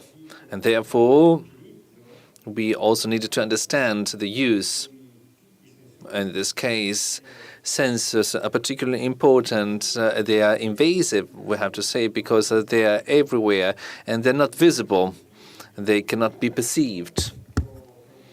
And this can cause a series of issues in data collection, especially because such data can be made anonymous, as it happens very often with the IoT. But then there are some moments when such data can stay on such systems in a less anonymous way. And the GDPR is particularly focusing on the fact that this massive data collection requires also some important systems for making such data anonymous. Or maybe when the risk assessment needs to be particularly studied and deep dived, because we need to use such data in a very good context. We need to know what such data tell us, and we need to have a very deep analysis. And there might be some risks related to personal data processing. I can say all that based on my experience as well, where we saw, for example, some experiences, and we saw some negative experiences. Very often, this was due to the lack of knowledge of laws and machines. Thank you very much, Isabella. A very short comment on Dr. Visentin's reports. It's very nice to see this kind of neighborhood control, something that we have seen so much in Italy over the last years. I'd like to express my congrats for such projects, because me too, I developed this kind of initiatives in Bottigliera Alta, but I see that we're really able to disseminate this kind of system. Now, if we go back to terrorism, we have to remember that neighborhood control was set up to prevent petty crimes, thefts, vandalism, and so on. So it would be probably quite interesting to explore the opportunity to apply it to suspicious behavior detection. I say it as a technician, this requires and implies large risks as well, because one thing is to recognize a suspicious vehicle and to write down the plate number. The other thing is to identify some radicalization signs. The citizens are going to perceive here many more risks. So this is not just a theft. This is a violent behavior by a suspicious person. And so in that case, we should consider many different issues. So the way citizens may report to the police could be generating also false alarms as well, etc. So we should maybe open up a debate about that, and not here, not now, because now we're talking about technologies, and this is particularly interesting because we need to deep dive also this kind of aspects. So there are positive but also negative aspects too. Thank you, Eduardo, for all those who have followed us so far. There are some questions from outside, from the internet. If it's possible, we're going to deal with such answers in the following session, because now we have some guests here that are connected with us. If it's possible, of course, we do that just straight after the connection. The next speaker is Federico Lucia, for 15 years in CSI Piemonte. At the beginning of this session, we had with us here in the studio its Director Pacini. He's the Director of Business Continuity Management. And he's dealing with business management and also then emergency prevention and also disaster recovery, corporate security, biometry, access controls, GDPR, so consultant for privacy protection, security in this exhaustive way. So we're going to see that in detail this presentation. We're going to see biometrics. Welcome, Federico. I'd like to thank you all. Can you hear me? Very good. My name is Federico Lucia. I work in CSI Piemonte. I'm in charge for security and operational continuity. Today, well, I'm going to share my slides right now. I wanted to introduce the business continuity topic. Can you see my slides? I think so. Okay. Here we go. As for security, in the last years we have talked very much about that.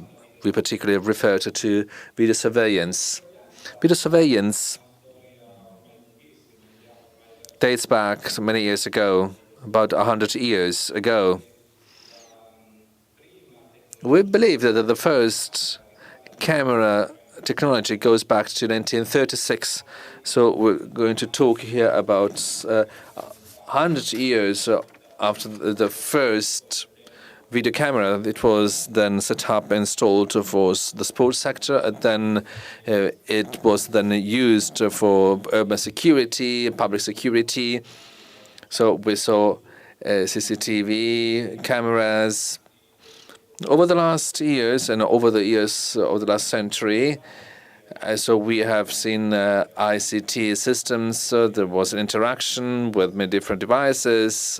At the beginning, just CCTV cameras that they became then data recorders, digital recorders, then a network, and now we're talking about then intelligence video surveillance.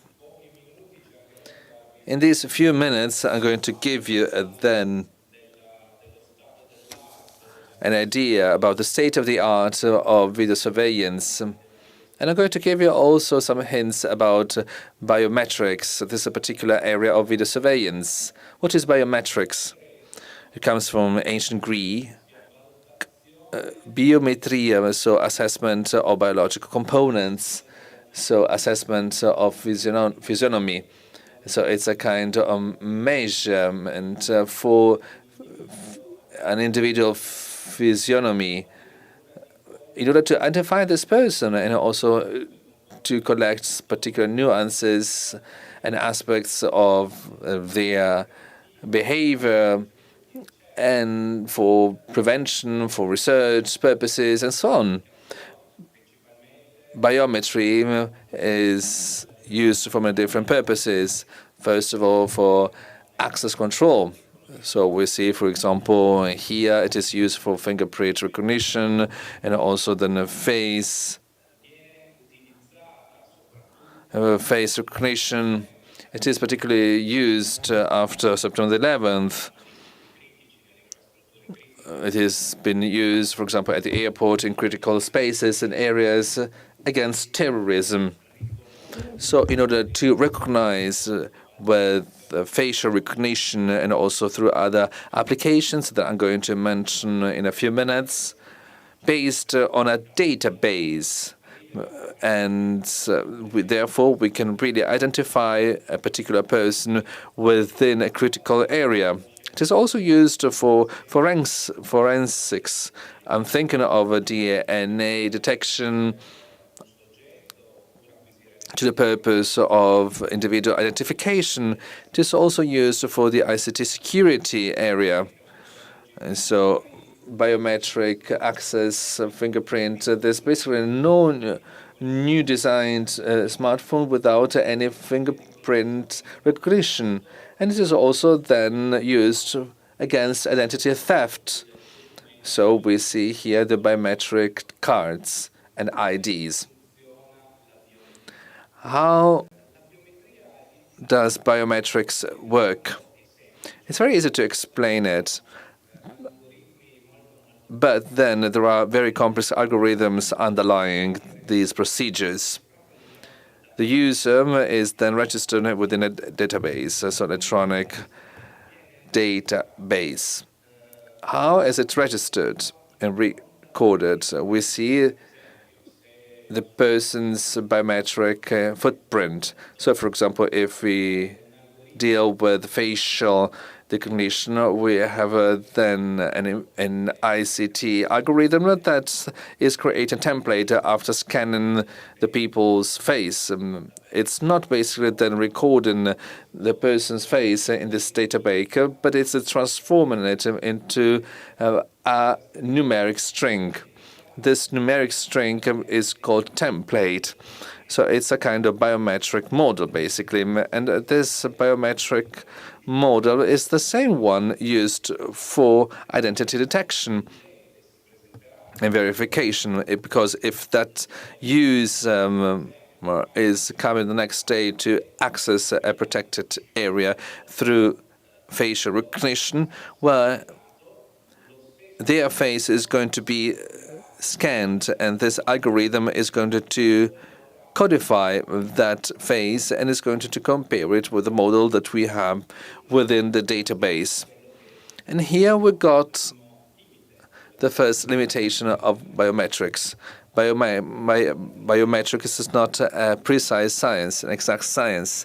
Every single time a user is entering their data, so there will be a different decodification procedures. So it happens through proximity comparison, so it's never so precise. That's the reason why biometric systems are never certain 100%, but they have a kind of 95, 96, 97% approximation. There's no biometric system so far, for the time being, that guarantees 100% certainty. We have to see identification on one side, authentication, so it's a one-to-one comparison, what we normally use to identify identity. I register myself in a database, and then I get to the access control, so I'm scanned by a camera through maybe then a sensitive access control, and the camera, the reader, is then checking that the person that is there is the same one you can find in the database. It's a one-to-one comparison. It's so-called identity verification. This is the authentication. Let's go over to the identification. The identification is a one-to-many comparison. It means that the database is fed from outside. I gave you the example of using the biometric video surveillance at airports in order to fight against terrorism. And I also said that the database was then supported, was also fed with the biometric fingerprints of and identities of dangerous people. So that's why this is a one-to-many comparison. This is particularly useful for forensics when we compare DNA data on strings of data. Biometrics, as I said before, from ancient Greek, it means basically the measurement of a biological fingerprint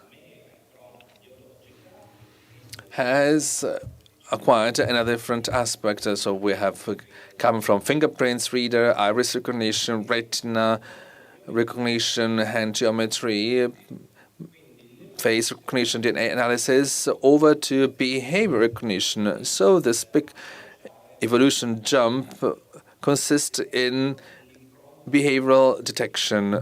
So, for example, voice print, so recognize a person through their vocal print or through signatures, through different kinds of typing analysis or graphing writing analysis, or maybe, as we're going to see later on, and this can also lead to some mistakes, through body movement recognition. So, which means that the software can really recognize a movement in order to identify a person. So, for example, the way the person walks. Or otherwise, we can also use body movements to detect and to understand ahead of time the intentions of such a person. For example, because that person wants to commit a crime, an illicit act.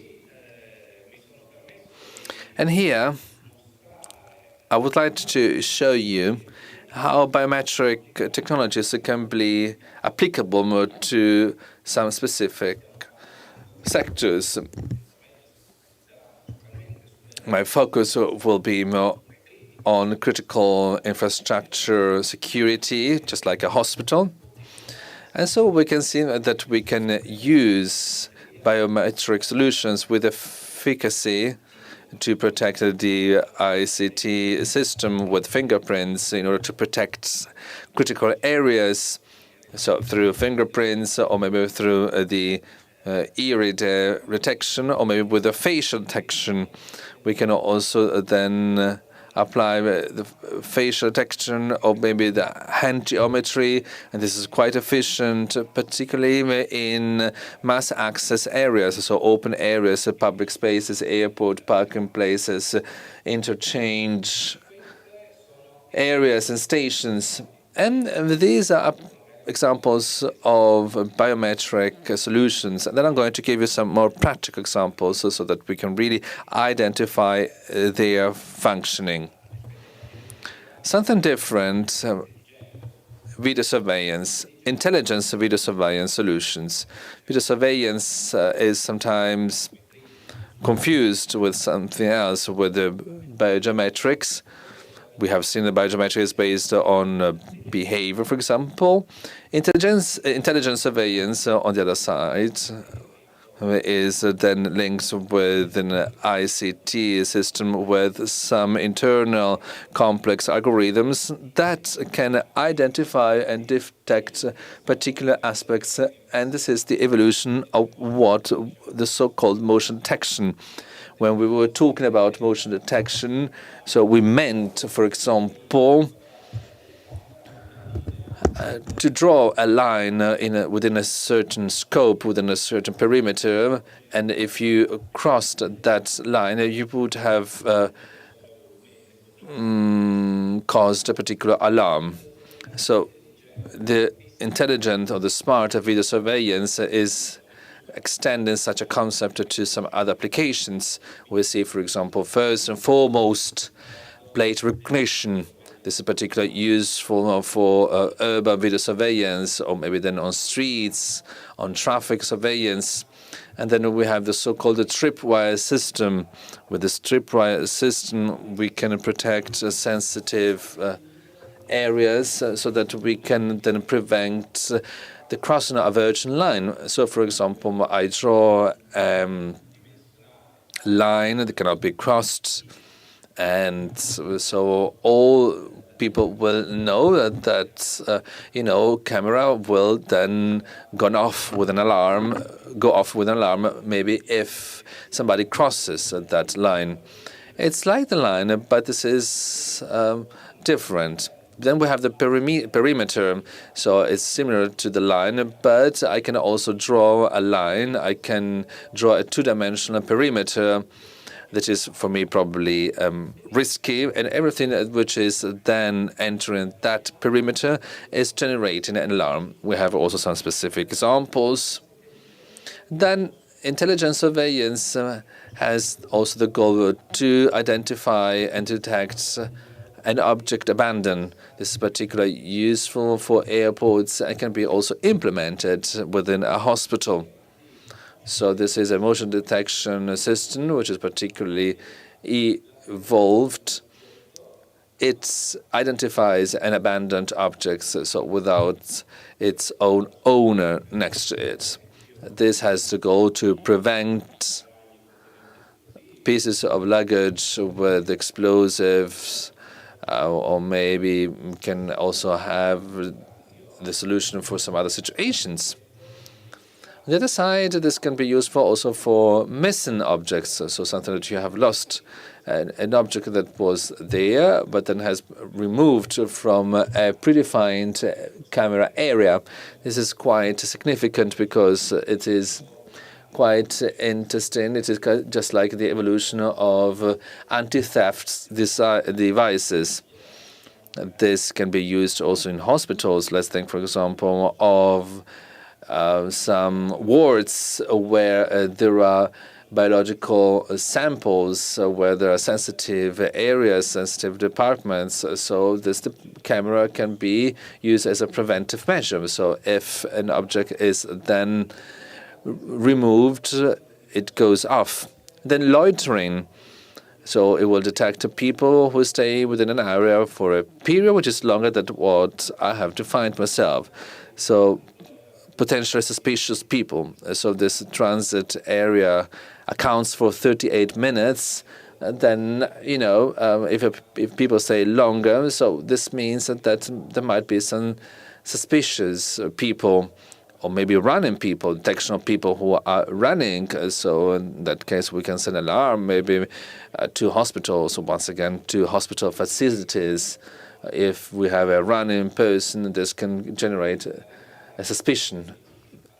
Going up to parking systems, or maybe then the crowd control is something which is particularly important right now in order to prevent gatherings and crowds in the light of COVID-19 emergency situations. And then we have video abnormal detection of focal displacements or tampering. And here you can see what I just explained to you verbally. So we have examples of applications that may be implemented with particular efficacy. Streets, private areas, internal and public spaces. However, all that has a weakness. So we saw the evolution of video surveillance. Video surveillance is no longer a CCTV camera.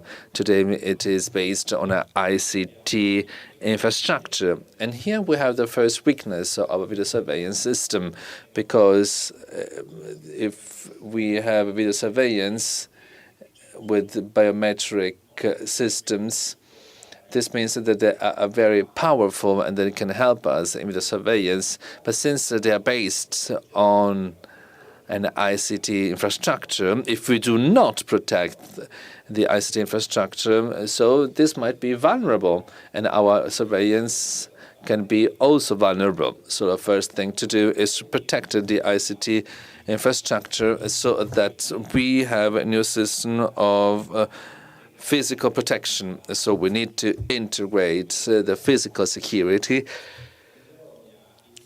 together with cybersecurity. We have to learn, as my colleague Enzo Veiluva is going to say. So we have to start thinking of security exhaustively. We don't have just the physical and the ICT security. We have security, full stop. It is an integrated security. It is made of physical security, so a camera. So we have the IT security infrastructure, so cybersecurity, and also the human component, so the person that is surveying. So it will be useless to have a very advanced biometric system if on the other side we would not have anybody that can step in if it's necessary. And so if I do not have anybody that can step in promptly due to the report of the system, so this would mean that the system will be absolutely useless.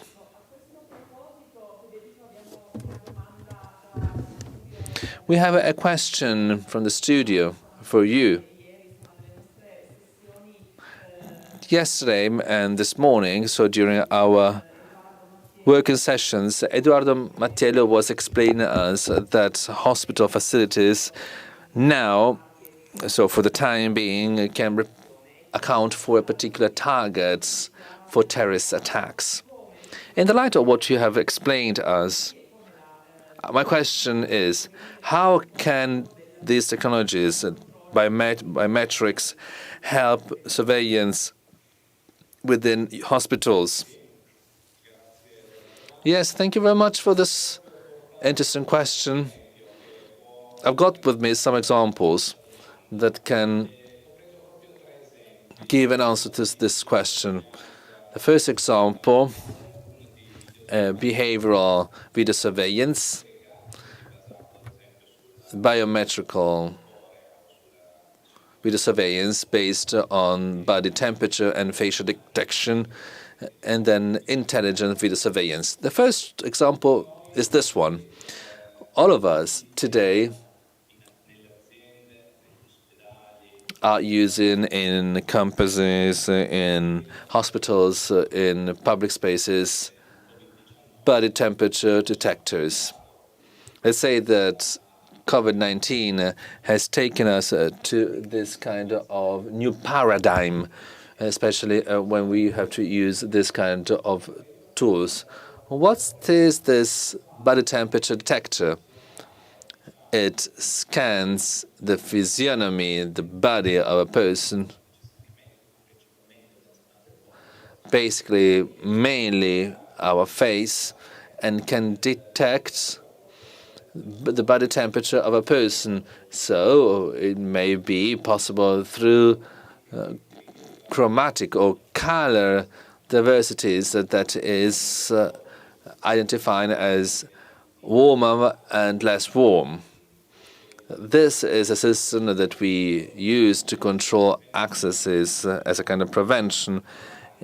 We in CSI Piemonte have some scanners related to access control if the body temperature is over 37.5 degrees, so there's no access for that person. Thermal camera has been used efficiently, for instance, at borders, because thermal camera detection may have a much broader scope than a normal camera and can work also with very low visibility. It can be used, for example, on borders, for example, as for drug trafficking. So this can be a very efficient help and support to control not only our body temperature, but also let's think of those who would like to perform and carry out biological attacks. Let's think of COVID-19 as a possible weapon. So this thermal scanner that we use for our body temperature can become also a prevention tool. Or a thermal camera applied to external spaces can also identify and detect people hidden even in very low visibility with no light almost. We have also to consider that nothing is 100% precise and the zero risk, so the risk-free situation is not possible. even a thermal camera can be cheated. So it depends also on the focus of the person. So there are particular metal clothing that have been experimented so that you can also become invisible for the thermal camera, or maybe there are also some natural remedies, for example, chewing tobacco leaves. So this can alter, of course, this efficiency. It's very good as a system, but if it is not supported by the other components we have mentioned, so which means, of course, more systems that are efficient for everyone can be also then cheated. Another system I talked about an abandoned objects. We see here a sequence. This can be, for example, a hospital facility, could be a hospital environment, can be maybe also an external environment, or maybe an airport. We have a person with some luggage. We see then the frame 199344. We see a person that is standing up and then is leaving her luggage in the next frames, and then we have then the activation of the alarm, where in the frame 556 and 562 the person is changing. The luggage is same one, so it means that the intelligence video surveillance system is detecting that object as a possible and dangerous object. The system works if there is something controlling that abandoned object, because the mere signalation without the physical control is going to render useless the help of technology.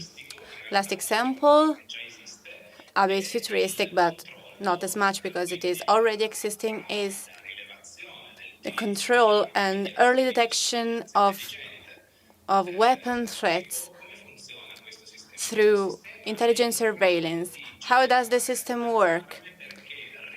It is capable of generating an alarm, a warning, because it detects the handling of a weapon.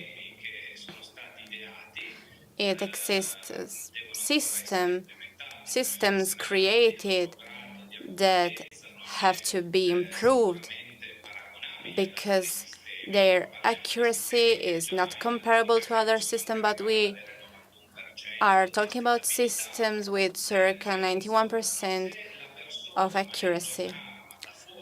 If a person is handling a firearm or a knife, as we know from the recent fact, it often happens. In past attacks, they used, for example, a knife or an improvised weapon or a gun. The system can recognize the handling of a weapon. But the fact is that today, with this system, the weapon has to be visible. They up to now, they cannot detect a concealed weapon, even if some experiments are ongoing, which gave positive results of detecting concealed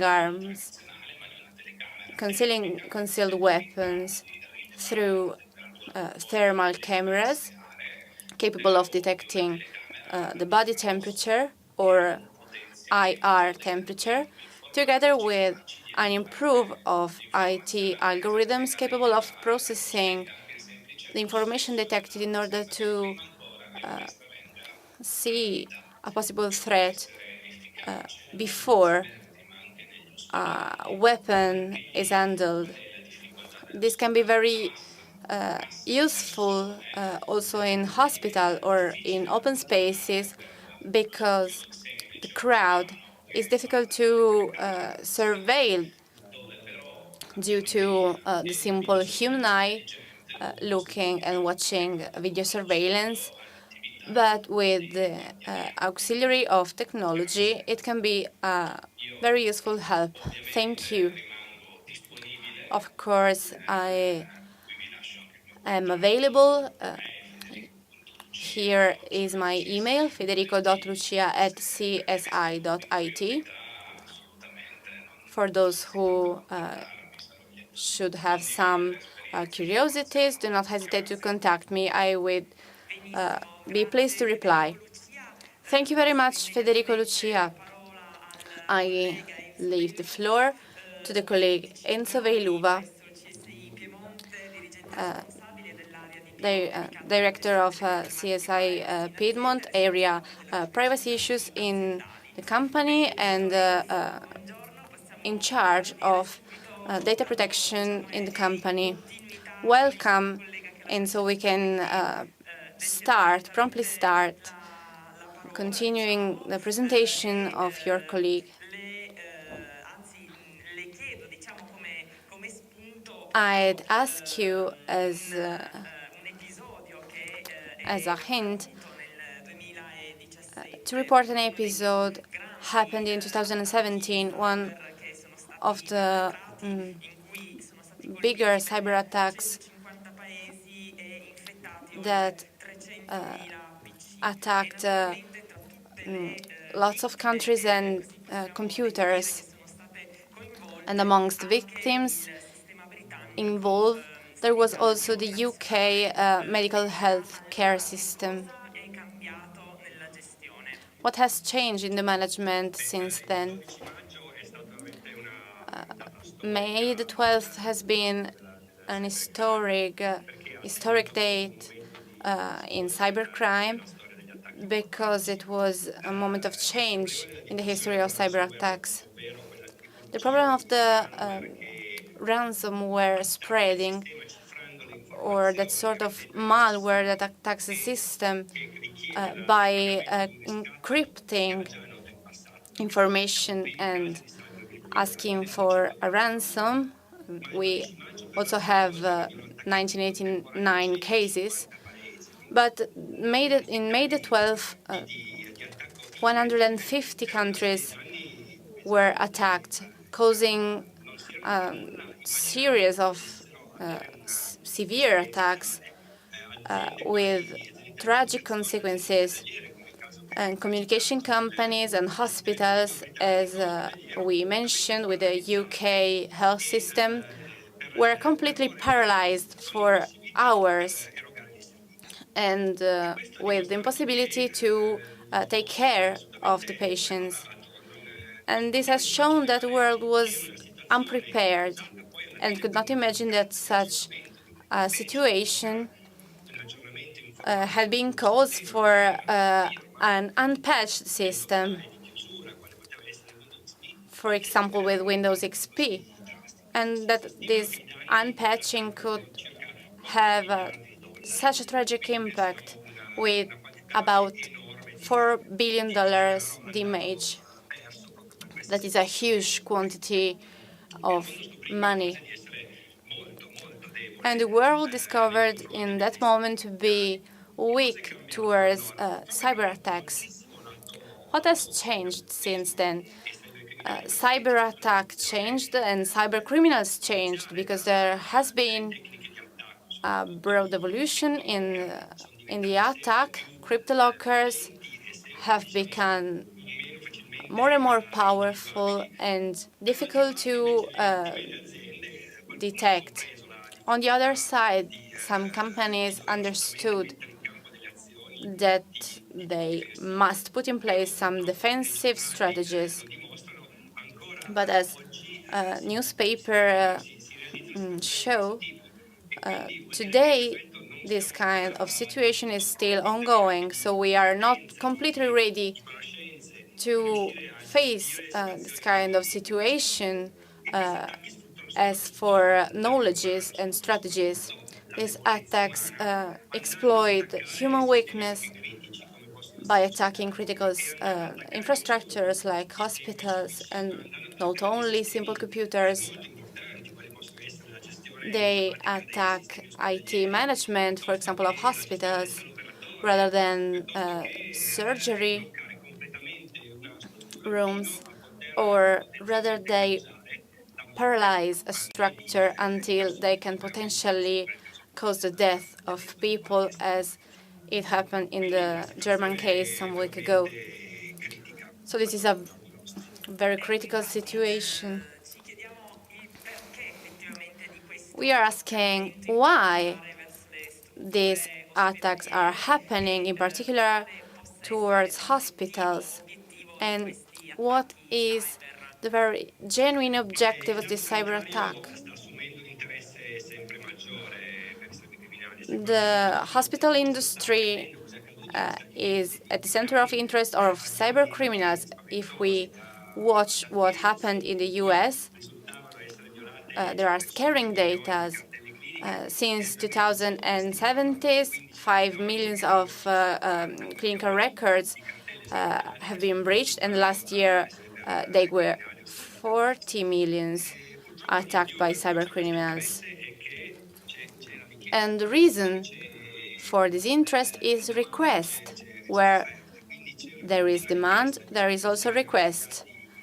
And continuous request of healthcare data is always present in order to sell them or to create ransom situation or to understand information starting from those other data. In other situations, attacks are targeted in order to exploit situations created to cause problems, for example, to important people who want maybe to hide some health issues. In other cases, health information, health data are breached because the health infrastructure is not capable at the moment to ensure systems comparable to the one of banks or financial institutions. We still need to improve culture in the safety field, not only to solve health problems, but also regarding the handling of data in healthcare. An example from the US world, the 50% of cases of violation of this kind of data are stolen not from servers, rather from emails, from simple computers, from mobile devices, because due to the need, this kind of information are put in some report and then sent in other channels, but they still remain in some other sources like and devices that are more vulnerable compared to servers. And this lack of attention paves the way for criminals to steal a broader quantity of data easily. For example, medical records.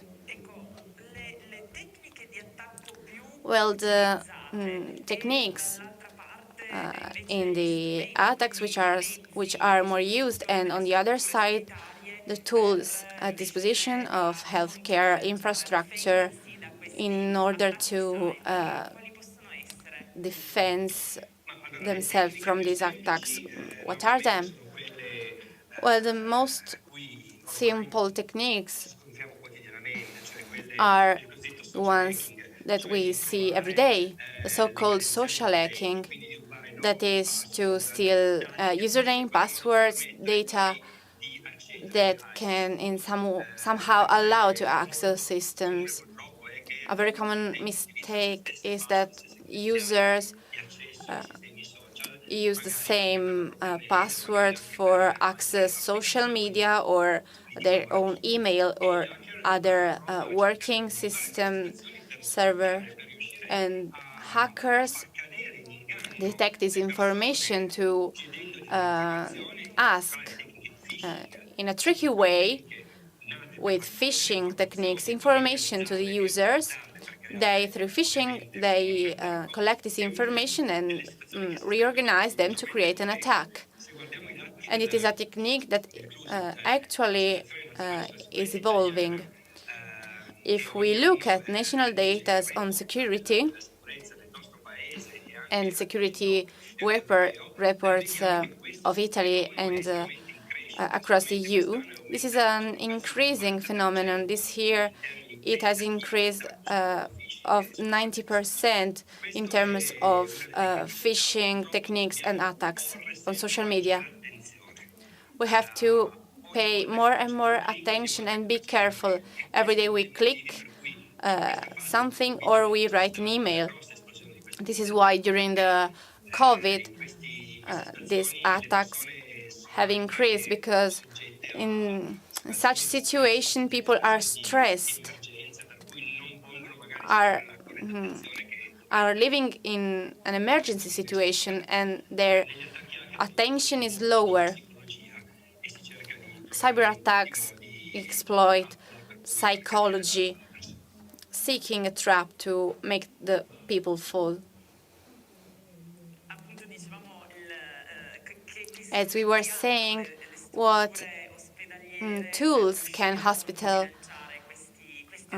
deploy to face these attacks? The difficult thing is that the paradigm has changed. While during the past we could think of our informative system as a castle to defend, so everything was in a closed area, it was easy to see if someone were trying to carry out an attack. But today it is difficult because we have to defend, for example, a street infrastructure which is extremely heterogeneous until reaching mobile devices, apps, online devices, and the classical defense techniques are obsolete. We have to use advanced technology capable of putting in relation everything that is happening in the devices we are currently using. In hospitals, I suggest to exploit the support of who can give some more security in terms of data protection with specific tools that can somehow guarantee the use of advanced technologies.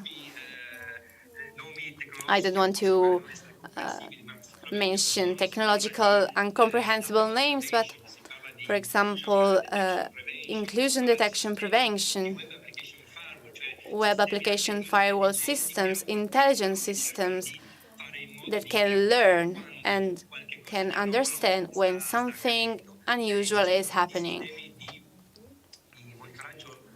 Several monitoring of behavior are existing, also regarding computers. When a computer has an overflow or, let's say, an unusual behavior, something is happening. And these are the tools we rely on to generate warnings in order to make us understand that something is happening and something is triggering a potentially dangerous situation, potentially critical situation. But it is not only about technology. Today we have to stress out awareness. We must know what kind of problems we could deal with, what situation can verify a critical situation in an email. When we download softwares that are not licit, not completely licit, these are the questions we have to make ourselves. Everyone should be more aware in order to become a person capable of protecting his own data and the data the other people give to them. Yes, I have to say that whatever the topic is in this day, the culture, the building up of competencies is an overarching topic. What should we expect from the future? Should we rely on new technologies in order to protect our rights? What is going to happen? Well, I'm an optimist, but it will be a battle, a hard battle, because the world of cybercrime is growing. And in the US, they are gaining more and more money coming from drug trafficking. There are states dedicating to cybercrime because their law allows it to them, but it is not a simple problem to manage. We have to create new weapons, new technologies. IA seemingly can give us some answers and some help with machine learning systems, but the battle is always ongoing. We have to understand the techniques of the enemy. But in this moment, the enemy himself is learning our methods and more rapidly. So it will be a hard battle. Institutions and governments are investing on this sector with considerable projects. Europe in 2021-2027 will put to disposition a sum of money to increase the awareness on and technologies in the field of cybersecurity. And regarding the gap of competencies, the Italian state is also involved, but it will be a hard battle. Thank you, Enzo Veiluva. It was an interesting insight and very precise as for the topic introduced by Edoardo Mattiello at the beginning of the session. It is a battle, as you were mentioning, around the protection of our rights.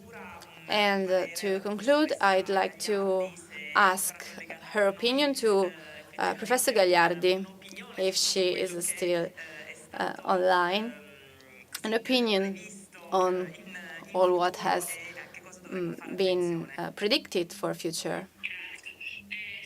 Thank you. Yes, I'd like to say something to complement very interesting speeches before mine. Yes, I think there is a very strong guarantee regarding security of our personal data,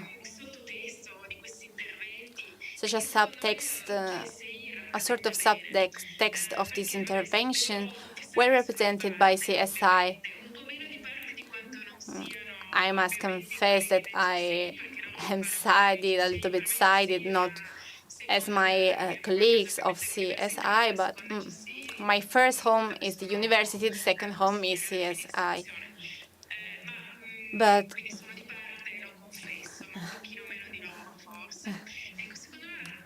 in my opinion, a crucial element in guaranteeing security of our data is that data management is given to the public sector.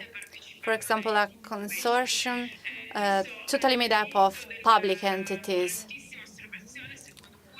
taking also in account that competencies in this field regarding public administration have to be improved. But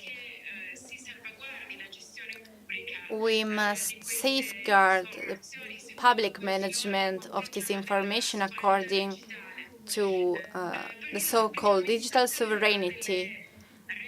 The public administration has organization rules and structural rules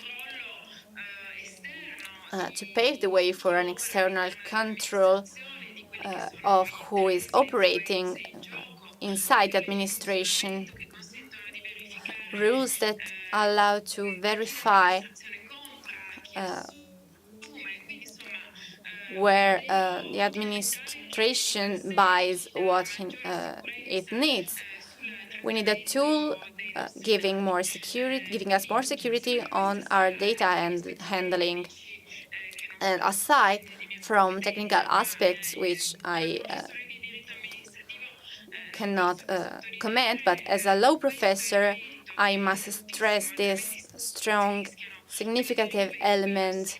Otherwise, we risk that our data are controlled by private entities that can sell our data. This is my comment about interesting speeches on this topic. Thank you for your words regarding safeguard of our data that usually are involved in some process we didn't know because maybe we signed a contract. This is actually a very broad context which would require many explanations, but this session today is at its end. We had some questions today. We cannot answer to them, but it is our priority to give you a feedback as soon as possible.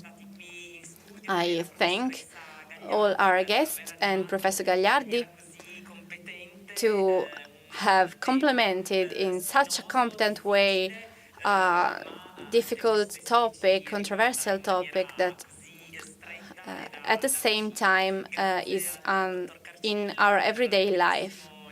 Thank you to Dr. Carcillo for the beautiful speech. Thanks to Eduardo Mattiello for the technical coordination of topics, and thanks to all the CSI team that today gave many answers regarding technologies. Thank to you all, and I leave to the next moderator the work session of tomorrow dedicated to the funds for European projects. Thank you, and have a good security week.